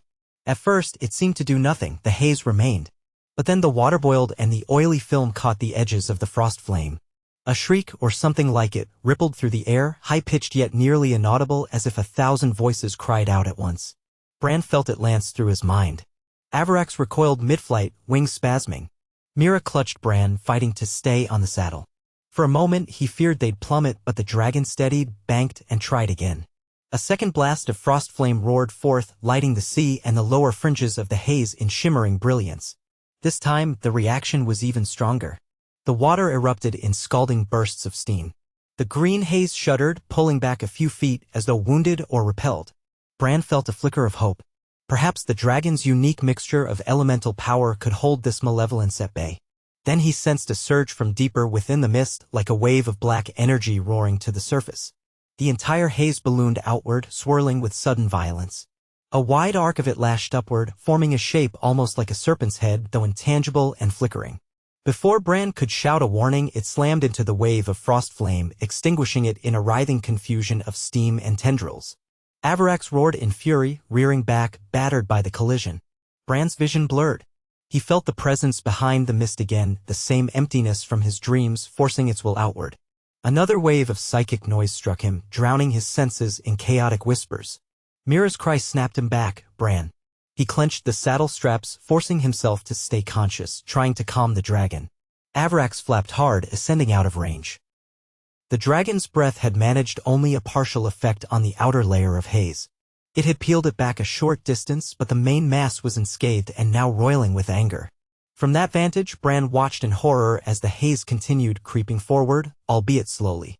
If it reached White Harbor, the city might be lost. The watchers on the walls would see only a growing wall of sickly green approaching. Storming it from the ground would achieve nothing. This was no ordinary foe. Bran's mind raced. He recalled lines from the old texts, references to wards hammered into the ground by the children of the forest or massive combined spells requiring multiple sources of power. Could he, on the back of a single dragon, replicate something like that? Possibly not. But maybe there was another way. He pressed a hand to the dragon's neck, forging the mental link deeper than he ever had before. Avarax resisted, not out of malice but sheer primal momentum. Bran poured all his focus into bridging their minds. He tried to convey the concept of synergy, him channeling the old god's power, the dragon channeling its frost flame, joined together in a single release. Images raced through his thoughts. He recalled the final moment against the Night King, how Avarax's breath had shattered that ancient evil, aided by the wards that made the dragon incorruptible. Could they magnify that synergy? Avarax's mind responded, uncertain but fierce, the old wards humming beneath the dragon's scaled hide. Bran urged them to try. If the haze was an otherworldly magic, then perhaps it could be burned away by a spark from beyond mortal ken. Avarax dipped in a slow circle, building up energy for a new assault. Bran closed his eyes, letting the swirl of weirwood-like power gather in his chest, calling upon any fragment of the green dreams that might respond. He felt them flicker, though the weirwood network was distant from the open sea. Still, nature itself might lend some strength. Then he remembered the swirling lines of magic that once emanated from the children of the forest and the caverns beyond the wall, how they had combined with the living energies of the earth. He cast his senses downward into the ocean below, trying to find the natural currents of the world. Salt and life and primal forces churned beneath the waves. It was no simple technique. He was no trained sorcerer, just a boy gifted with the power to walk in dreams and beasts. Yet desperation drove him. As Avarax took a final turn, a faint shimmering rose around the dragon, like an aura of pale light. Bran felt it in his own blood, a thrumming that made his hair stand on end. Mira clung to him, saying nothing, but he sensed her prayerful hope. The haze flared as though sensing the challenge. Together, they dived. Avarax unleashed the frost flame, but this time it glowed with a more radiant hue, tinged with flickers of green and gold. The sky erupted in a torrent of sizzling brilliance that tore into the haze's leading edge. Steam exploded, the sea boiled. Bran pushed more of his consciousness into that synergy, ignoring the terrifying sense that the devourer might see him. The haze writhed, sending out whips of green mist to repel the flame. The collision formed a swirling maelstrom of color, unnatural thunderclaps echoing across the water. For an agonizing moment it appeared the haze would overpower them. Bran felt something enormous pressing back, threatening to drown them in cosmic emptiness. Then Avarax roared, releasing a final surge of scorching, sub-zero flame. Bran's mind felt near to bursting, but he held steady, funneling every ounce of the Earth's living pulse into that blast. The haze cracked as though a tear formed in its heart. A wave of burning light scythed through the green. An unearthly wail tore through the air, echoing across miles of ocean. Suddenly, the portion of the haze nearest White Harbor ripped apart, dissolving into scraps of drifting vapor that evaporated in the wind. The remaining body of the mist recoiled backward, drifting out to sea with shocking speed as if forced by some recoil of the magic. The water beneath it churned violently, kicking up waves that hammered the coastline. Avarax soared higher, panting, its scales glowing with residual energy. Bran nearly collapsed, head pounding, but managed to cling to the saddle. Below, the watchers on White Harbor's walls erupted in a cacophony of cheers and frightened cries as they witnessed the haze retreat. Arya, gazing from a tower, saw the dragon's flame cut through the mist, glimpsing the ephemeral swirl of color that looked more like an aurora than fire. She hardly believed her eyes, but the result was undeniable. The immediate threat had been driven back. White Harbor was spared, at least for now. Bran needed a full day of rest in Lord Manderley's keep to recover. Mira remained at his side, tending him with broth and small sips of wine. Avarax roost on a wide plaza outside the city walls, occasionally snorting at curious onlookers. Soldiers came to gawk from a distance, amazed by the beast that had seemingly bested a supernatural threat. While their victory was celebrated, an undercurrent of dread remained. They had repelled only a fragment of the encroaching pale mist. The main body still lingered somewhere out at sea. Possibly it would return or shift to another coastal region. They had only proven it could be hurt or forced back when hammered by an extraordinary union of magic. Once Bran felt strong enough, he attended a gathering in Manderley's Grand Hall with Arya, the local lords, and Archmaester Runvar. All wanted answers. Had they vanquished the Devourer, or just wounded it? Would it come again? Bran had to be honest. I suspect we merely pushed away a portion of its presence. If this threat spans seas and devours entire fleets, it might regroup or shift. We can't be everywhere at once. But at least we know that Avarax's power, combined with whatever I was able to channel, can fight it. That might buy us time. Arya grimaced. Time for what? Do we keep chasing this mist around the coastline? We could harass it, sure, but if it spreads to the entire eastern seaboard, that's hundreds of miles. We'd run ourselves ragged. Others muttered in agreement. Lord Manderley said gloomily, Winterfell can't field enough men to line every stretch of shore. The Crown might send ships, but I don't see how that helps if the danger is intangible. Runvar cleared his throat. There may be ways to create wards at key points along the coast, forming a chain. It would be an immense undertaking, requiring both magical knowledge and mundane labor. Possibly we'd need the help of red priests or other practitioners from Essos who have experience dealing with malevolent spirits. That suggestion sparked debate. Many northerners distrusted foreign magic, but the alternative was waiting helplessly. Arya took a stance in favor of contacting these other powers. We used dragonglass from Dragonstone and alliances with the Free Folk to fight the White Walkers, she reminded them. We have to be open-minded about who might help. If the entire coastline needs defending, we can't do it alone. Bran nodded, though inwardly he shivered at the thought of inviting numerous magical factions into Westeros. But reality left no other choice. Sometime later, after the meeting adjourned, Arya approached Bran privately. She looked exhausted. We did good work today, she said, but I worry about you, channeling all that power. You nearly passed out. Next time could be worse. Bran managed a smile. I'm still here, and I'll do it again if I must. There's too much at stake. She studied him a moment, then nodded softly. I suppose I knew you'd say that. Just try to live long enough to see the end of this. The North needs you. We need you. Her voice cracked slightly at the last words, hinting at her fear of losing another family member. Bran placed a hand on hers. I promise to be careful. They returned to Winterfell a few days later, traveling by carriage as Bran was too fatigued for another flight so soon. Avarax flew overhead, disappearing for hours at a time to hunt or rest. Along the road, villagers hailed them as heroes. Some had already heard garbled stories of how the Black Frost dragon banished the sea fog with holy fire. Bran cringed at the exaggerations but welcomed the relief in their voices. People wanted to believe the danger was gone. If only it were that simple. At Winterfell, Sansa heard the tale in full detail and was both relieved and alarmed. So it's not unstoppable, she concluded. But it's massive, spread across the ocean. We can't fight it head-on unless it tries to land. And if we track it, we risk dividing our forces. She sighed, gazing at a map of Westeros pinned to a table. The next step must be alliances, I agree. We need to send word to every kingdom and maybe beyond. If the free cities, those that remain stable, understand that this threat also affects them, we can coordinate. Bran agreed, though he still felt uneasy about the cosmic scope of what might be out there. He penned a cautious letter to Archmaester Runvar, outlining the success in White Harbor but urging him to expedite any research on large-scale wards or collaborative sorcery. Meanwhile, Sansa prepared letters to dispatch widely, referencing a confirmed clash with the green mist at White Harbor's coastline. She tried to phrase it in a measured tone, not inciting panic but making clear that a real danger existed. She also suggested that any group with knowledge of banishing spirits or rifts to other realms was welcome to send representatives to Winterfell. Some lords would scoff, but others might see the sense. Over the next weeks, replies trickled in.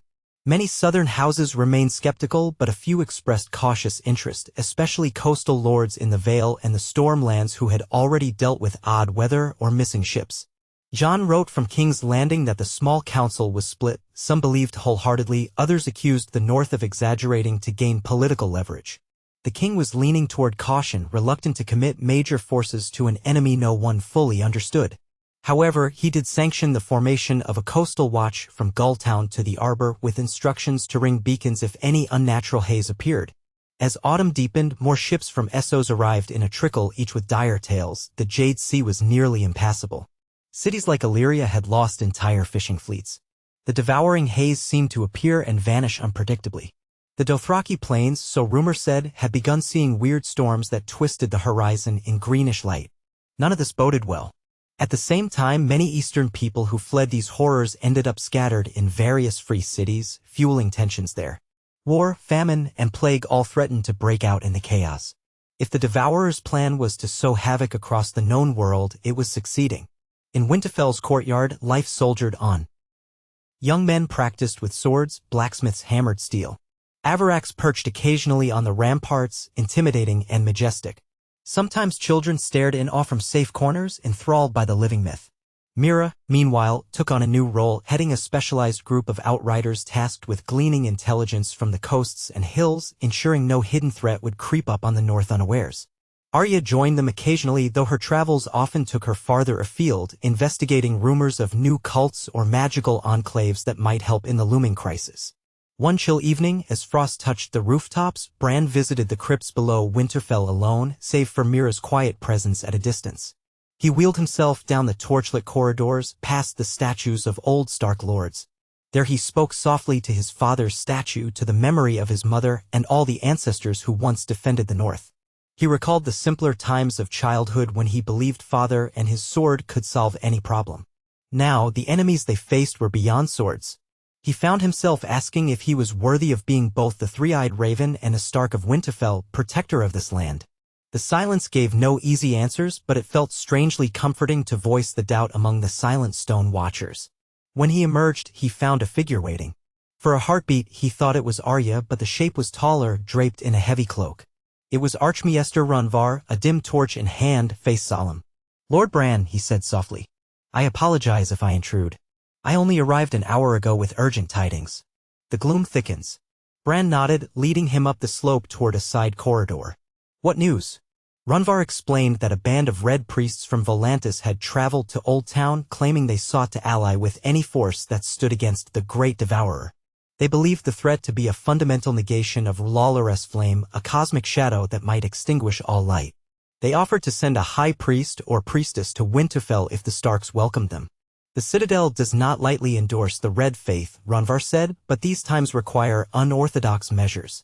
They have knowledge of large-scale rituals that might ward off darkness. I can't say if they'd mesh well with your dragon's power, but it's worth hearing them out." Bran remembered how the Lord of Light's followers had once resurrected men, performed strange feats of flame magic. Perhaps their brand of fire could bolster Avarax's frost flame. He agreed that they should be invited. Sansa, once informed, hesitated but relented. If the Red Priests had real solutions, the North would not turn them away. So it was that on an early winter morning, a delegation of Red Priests arrived at Winterfell. Clad in robes of deep crimson and orange, they formed a striking contrast to the gray stone and drifting snow. Their leader introduced herself as High Priestess Cassandra, a woman with stern features, coppery skin, and an intensity in her dark eyes that made even the bold uneasy. She and her attendants bowed to Sansa and Bran in the Great Hall. "We come to offer what knowledge we have," Cassandra said, her voice resonant. "Our faith teaches that Lawlor is the source of all fire and life. The Great Other is the darkness that devours. This phenomenon at sea, this devourer, we believe it to be an aspect of that old enemy. Not a person, but a force. It must be opposed by the living flame wherever it appears." The parallels with the war against the Night King were eerie. Then they'd spoken of the Great Other as well. Bran listened carefully, glancing at Sansa, who wore a mask of polite neutrality. "How do we oppose it?" he asked. "We have a dragon whose breath is part ice, part flame. It helped drive the fog away from White Harbor once." Cassandra's eyes glinted with interest. "Yes, we heard. A being of dual nature might be uniquely suited to challenging the darkness. But the scale of the threat is vast, scattered across seas and coasts. We propose an amplifying ritual, harnessing the flame from multiple sources, anchored to the realm by wards.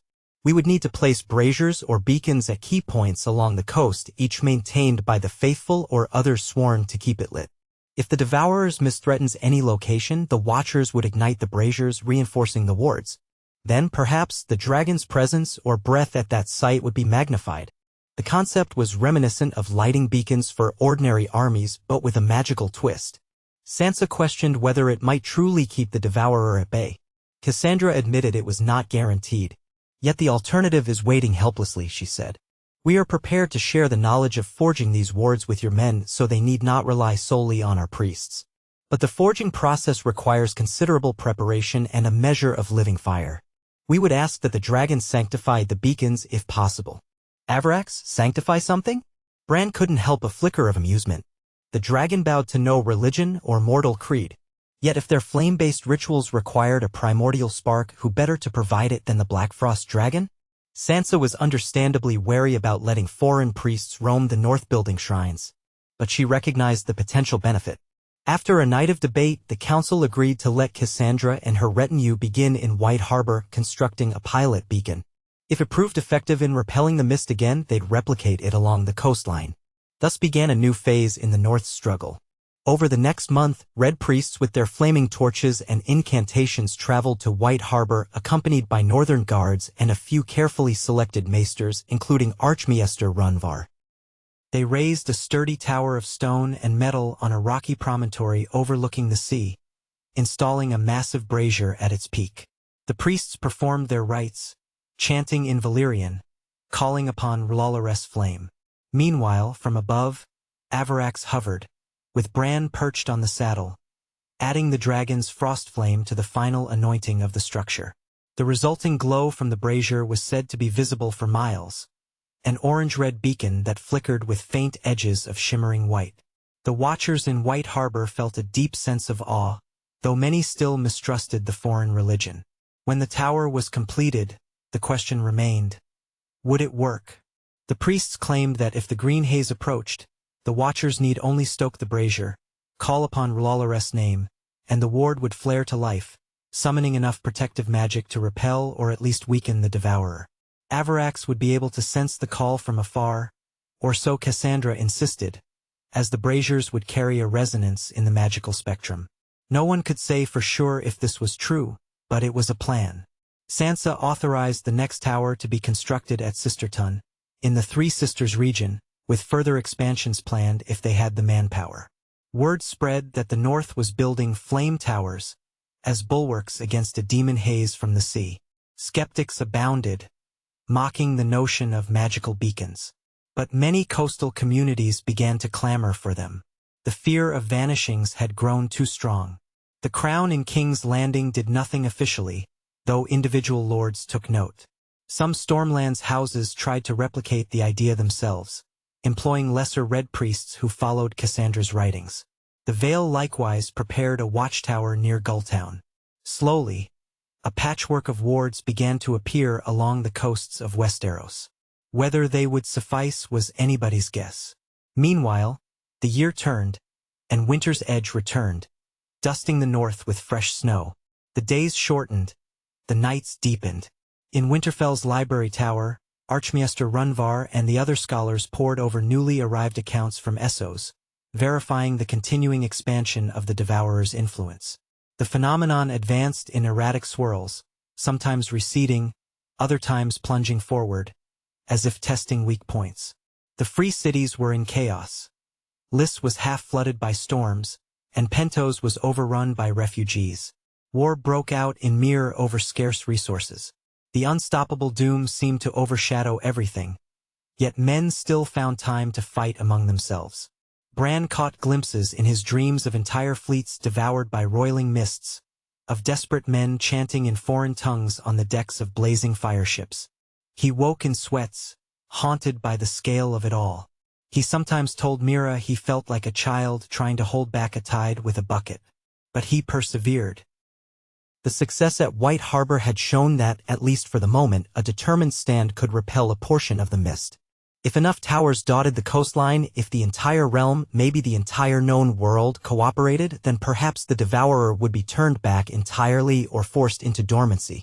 A crucial test came one bitter night in White Harbor. A smaller offshoot of the green haze approached, visible at dusk as a faint smear on the horizon. The watchers rang the alarm. Manderley's men rushed to man the walls, while the red priests hurried to the flame tower. They lit the brazier, chanting as the wind whipped around them. Avarax was not present, being miles away near Winterfell at the time. According to the watchers, the brazier's fire flared to a brilliant white gold, crackling with arcs of energy, forming a dome-like shimmer over the harbor. The creeping haze halted at the edge of that invisible barrier, swirling in frustration. With the tower's wards ablaze, it could not advance. After an hour, it receded, vanishing back to sea. When word reached Winterfell, Sansa and Bran breathed relief. The system worked, at least against a minor incursion without direct confrontation. Encouraged, the North accelerated construction along the coast. Red priests multiplied, some genuine devotees of R'hllor, others merely opportunistic. The maesters and local lords oversaw to ensure they didn't overstep. The watchers formed dedicated squads to maintain the flames day and night. Over the course of a few months, new towers dotted the shoreline from the White Knife's mouth up to the Bay of Seals, each with a brazier inscribed in strange runes that were an amalgam of the Red Faith, Old Northern wards, and occasional hints from the children's runic scripts gleaned by Bran. It was an uneasy marriage of traditions, but in the face of looming catastrophe, the lines between them blurred. Avarax's role became that of a vigilant guardian. Bran guided the dragon along the coast, fueling the initial spark for each tower's brazier, ensuring they all had the unique signature that had proven effective. He grew more adept at merging his powers with the dragon's breath, though he did it sparingly to avoid the crippling exhaustion that once befell him. Stories spread far and wide of the stark dragon, forging fiery bastions against the drowning night. Some travelers from the south even called Bran the Dragon Warden. He found it surreal, but if it helped the cause, he accepted the title. By early spring, a chain of these towers stood across hundreds of miles of northern coastline. Sisterton, Eastwatch, Skagos, all secured with wards. The Smafolk took heart. Attacks or sightings of the mist grew less frequent in that region, presumably because the Devourer recognized that these wards were not worth challenging. In private, Archmaester Runvar speculated that the entity might shift its focus to weaker points, perhaps striking the Vale or the Iron Islands next. Indeed, scattered reports suggested that the Vale's watchers had glimpsed greenish lights near their horizon.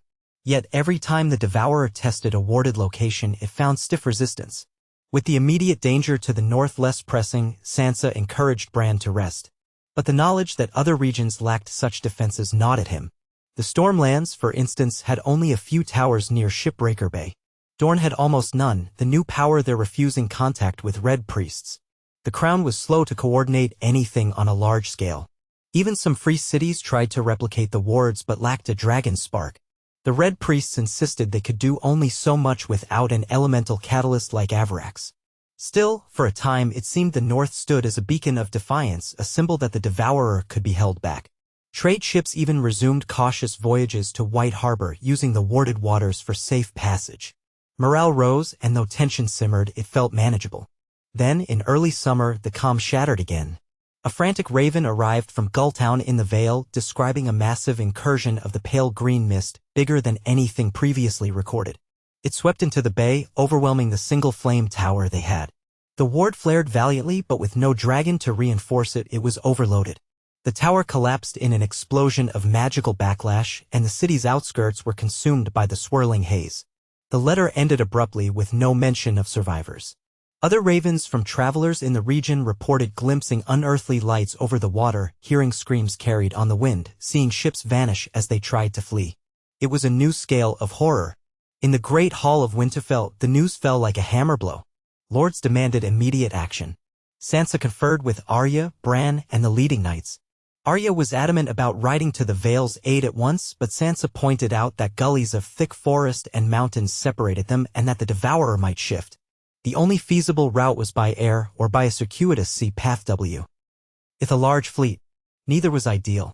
If they mounted a direct confrontation with Avarax at Gulltown, they might succeed in pushing back the mist from that single city, but then it could slip around the coastline to Revfort or Wickenden. The Vale had not built multiple towers. They thought one was enough. Bran felt rage and sorrow in equal measure. Innocent people were being devoured because the realm couldn't unite quickly. He refused to blame only the Vale, they lacked the resources or the knowledge to build a chain of wards. But the result was the same, disaster. He listened to the frantic arguments, then rose from his seat, voice shaking. "We have to try," he said. "Even if we save only some. If the entire Vale's coast succumbs, the inland regions won't be safe. The Devourer can move across land if it saturates the atmosphere enough." His words caused a hush. Even the cynics realized they faced an existential threat. Finally, they agreed. A large expedition would sail from White Harbor to Gulltown, carrying a contingent of Red Priests, ward materials, and a small force of northern soldiers. Bran on Avarax would accompany them for the crucial magical firepower. Sansa would remain at Winterfell to protect the home front. Arya insisted on going with Bran. "You'll need ground support," she told him. "If we can land near Gulltown, maybe we can build at least one new tower. Or salvage what's left." Though part of Bran wanted to keep Arya safe, he also knew better than to argue. She was as unyielding as he in defending the realm. They set forth within a week, a small but resolute fleet. The largest ship carried the building materials for a tower or at least a strong beacon platform. Cassandra, the Red Priestess, joined them along with Archmaester Runvar and a handful of scholars. The mood was solemn. Every man and woman on board knew the mission might be suicidal.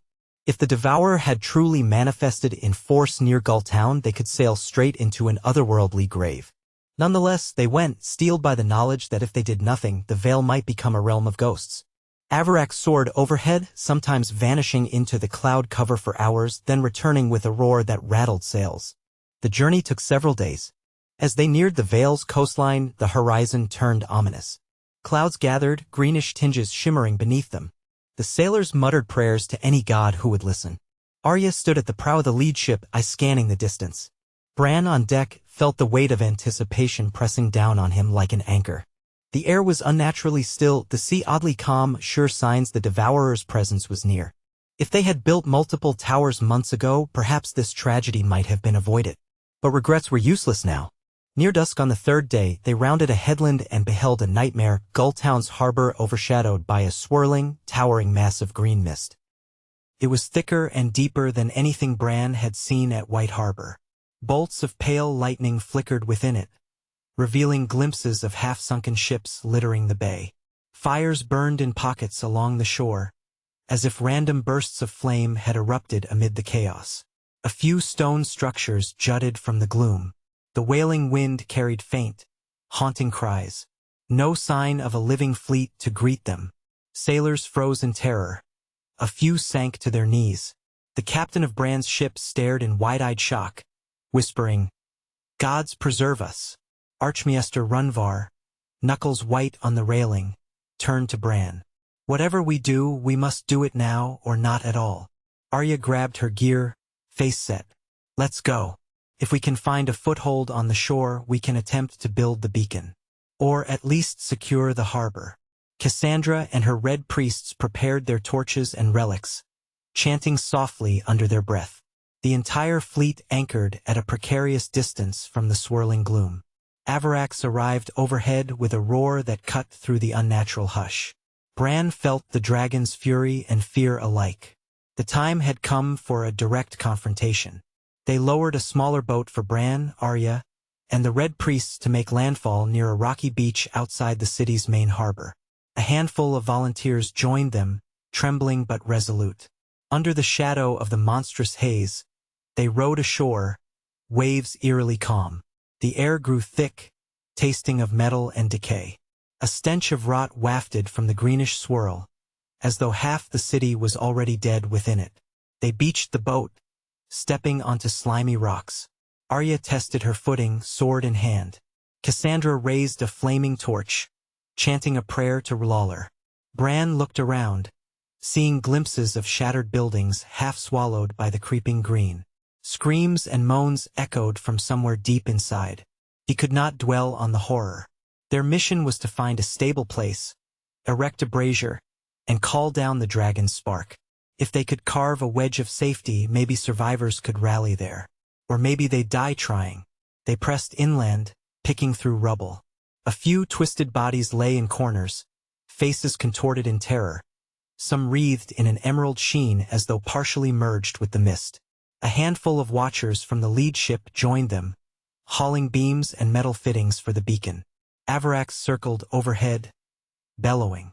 Periodically, the dragon spat frost flame at pockets of the haze, scattering it momentarily. But the main mass advanced unperturbed. It was as if the city was drowning in a slow, relentless tide of living darkness. They reached a small plaza, anchored by a collapsed tower. The location was high enough above sea level to serve as a vantage point. Cassandra indicated it might suffice for the beacon if they could clear rubble. Everyone scrambled to work, digging away stone, erecting a basic wooden frame, then layering iron lattice on top. Speed was essential. The devouring mist was not idle. Now and then, a swirl of green would lash out from an alley, forcing men to recoil. Arya slashed at one such tendril with Valyrian steel, but it passed harmlessly through the swirling vapor. Fire from the Red Priests repelled it briefly, buying precious seconds. Bran stood in the plaza's center, fighting the urge to retreat from the voices that whispered at the edge of his hearing. The Devourer's presence was oppressive here, more tangible than at White Harbor. He felt it pressing on his mind, testing for weakness. He steeled himself, recalling the synergy he had found with Avarax. If they could get the beacon lit, perhaps they could replicate a ward large enough to free part of the city. That might drive the main mass away or at least rescue survivors. At last, they assembled the beacon well enough to stand. Cassandra splashed it with sacred oils, chanting incantations in a trembling but resolute voice. The handful of red priests joined in, their combined song echoing off broken walls. Lawler, light of the world, cast out the darkness. The wind intensified, howling with alien fury.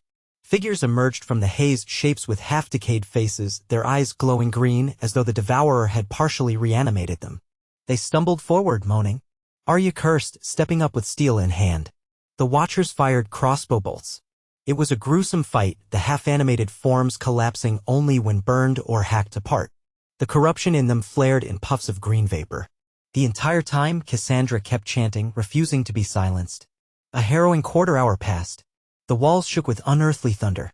The devouring swirl loomed closer. Bran felt the boundary between worlds thinning around them. Avarax, overhead, roared in frustration, hurling blasts of frost flame that turned sections of the haze to steam, but it reformed with nightmarish persistence. Arya, sweating and spattered with vile fluids, shouted for the priests to hurry.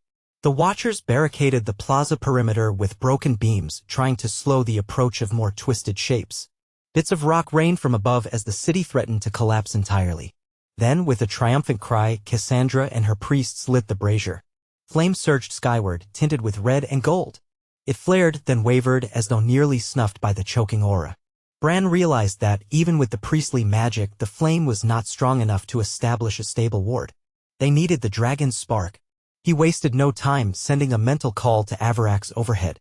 The Black Frost dragon answered with a thunderous dive, exhaling a concentrated beam of frost flame that struck the brazier directly. Fire met ice in a brilliant collision, sizzling with arcs of mystical energy. The watchers shielded their eyes, the entire plaza bathed in searing brightness. The tower of flame roared with renewed power, fed by the dragon's breath. At that moment, Bran touched the synergy again. He felt the primal wards in Avarax, the flicker of old God's power in himself, and the intense flame magic from the red priests. For a fleeting instant, all four forces merged.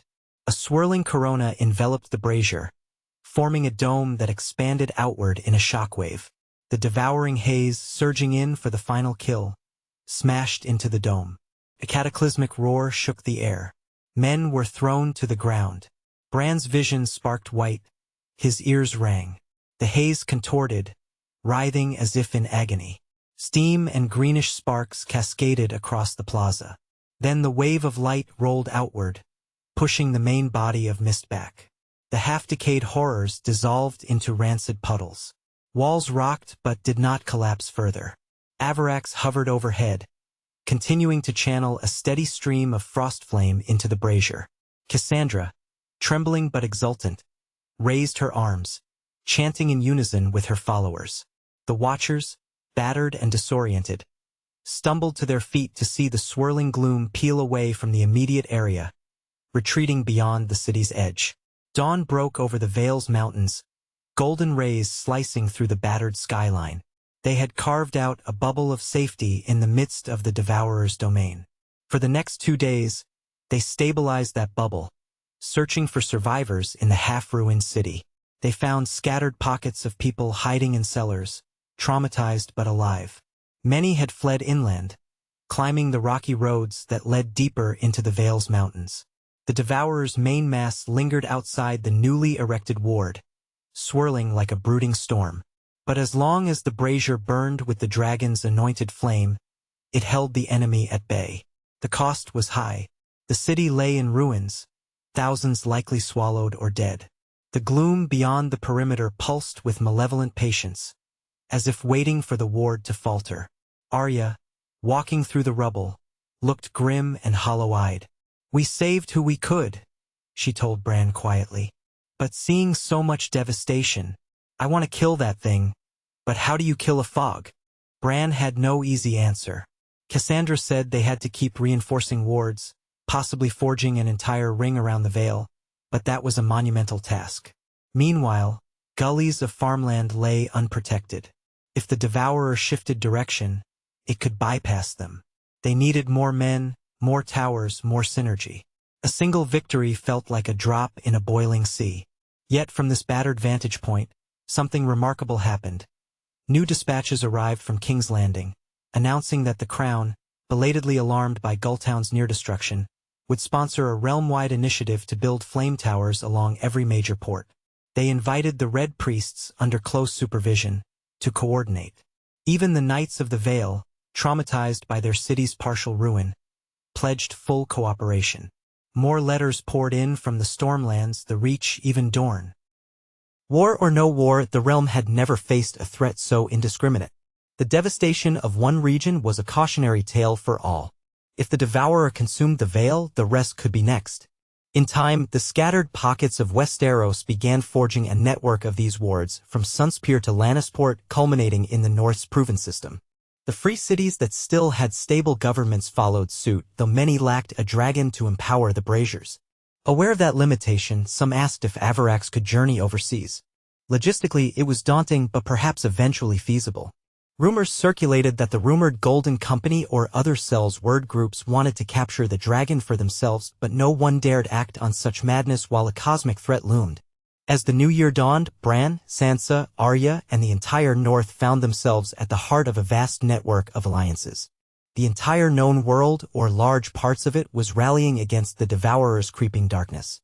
The unstoppable wave had, for the moment, been checked at White Harbor, repulsed at Gulltown, and held at several other fortified points. But the horizon remained menacing. Dozens of ships still vanished across the seas. Strange storms battered the coasts. The wards provided refuge, not a final solution. Bran took hope, however, from the fact that men and women who once tore each other apart over petty crowns were now working side by side to keep the lights burning. Red priests chanted beside northern warriors under the glow of a single brazier. Archmasters and desert mystics exchanged notes on the best ways to reinforce wards. Messengers scoured roads, forging lines of communication that hadn't existed even under the Targaryen kings. Perhaps in this unity lay the final key to defeating the Devourer. After all, had not the prophecy stated that only the flame of unity could keep the night at bay? In the quiet aftermath of Gulltown's partial salvation, Bran found a vantage near the ruined ramparts, gazing at the diminished swirl of green far out at sea. Avarax perched on a crumbled tower behind him, smoke drifting from its nostrils. Arya stood at his side, battered cloak fluttering in the wind. They both stared at the grim but hopeful scene, scattered survivors rebuilding, a flickering ward tower at the city's edge, the knowledge that for now they'd succeeded in holding back the tide. Bran exhaled, letting the weight of it all settle on his shoulders. "We're in for a long fight," he murmured. "But maybe we have a chance. We're not alone. This time, the whole world stands, if not in perfect unity, then at least with a common cause." Arya's lips pressed into a thin smile. "Let the Devourer come. We'll drive it back again and again until we can find a way to destroy it for good." Her voice was steely with determination. Avarax rumbled in agreement, or so Bran liked to imagine. The young man placed a hand on the dragon's scales, feeling the old ward's pulse beneath. The bond between them had grown deeper, tempered by battle after battle. If they had to cross seas one day to confront the source of the Devourer, so be it. If they had to link arms with sorcerers from across the world, they would do it. The stakes demanded no less. For now, they took a moment to breathe, to grieve the loss of Gulltown's many dead, and to gather strength for what was sure to be a greater challenge yet to come. Night fell, the ward tower glowed in the distance, and the green haze hovered beyond, an uneasy stalemate. Bran watched as the stars emerged overhead. He thought of the old gods, the new gods, the red god, every power men invoked to find hope in the dark. Perhaps they all whispered the same truth, that in unity, in shared defiance, the living light could hold the infinite dark at bay. The realm had proven it once by defeating the Night King, then again by casting down Aaron Icebinder. Now they stood against an even older horror. And so long as hearts remained steadfast, so long as the flame towers burned and the Black Frost dragon soared, the Devourer would not find an easy feast. In the hush of the battered city, with survivors huddling around makeshift fires, the unstoppable tide of darkness had, at least for now, met its match in the unbreakable spirit of those determined not to surrender.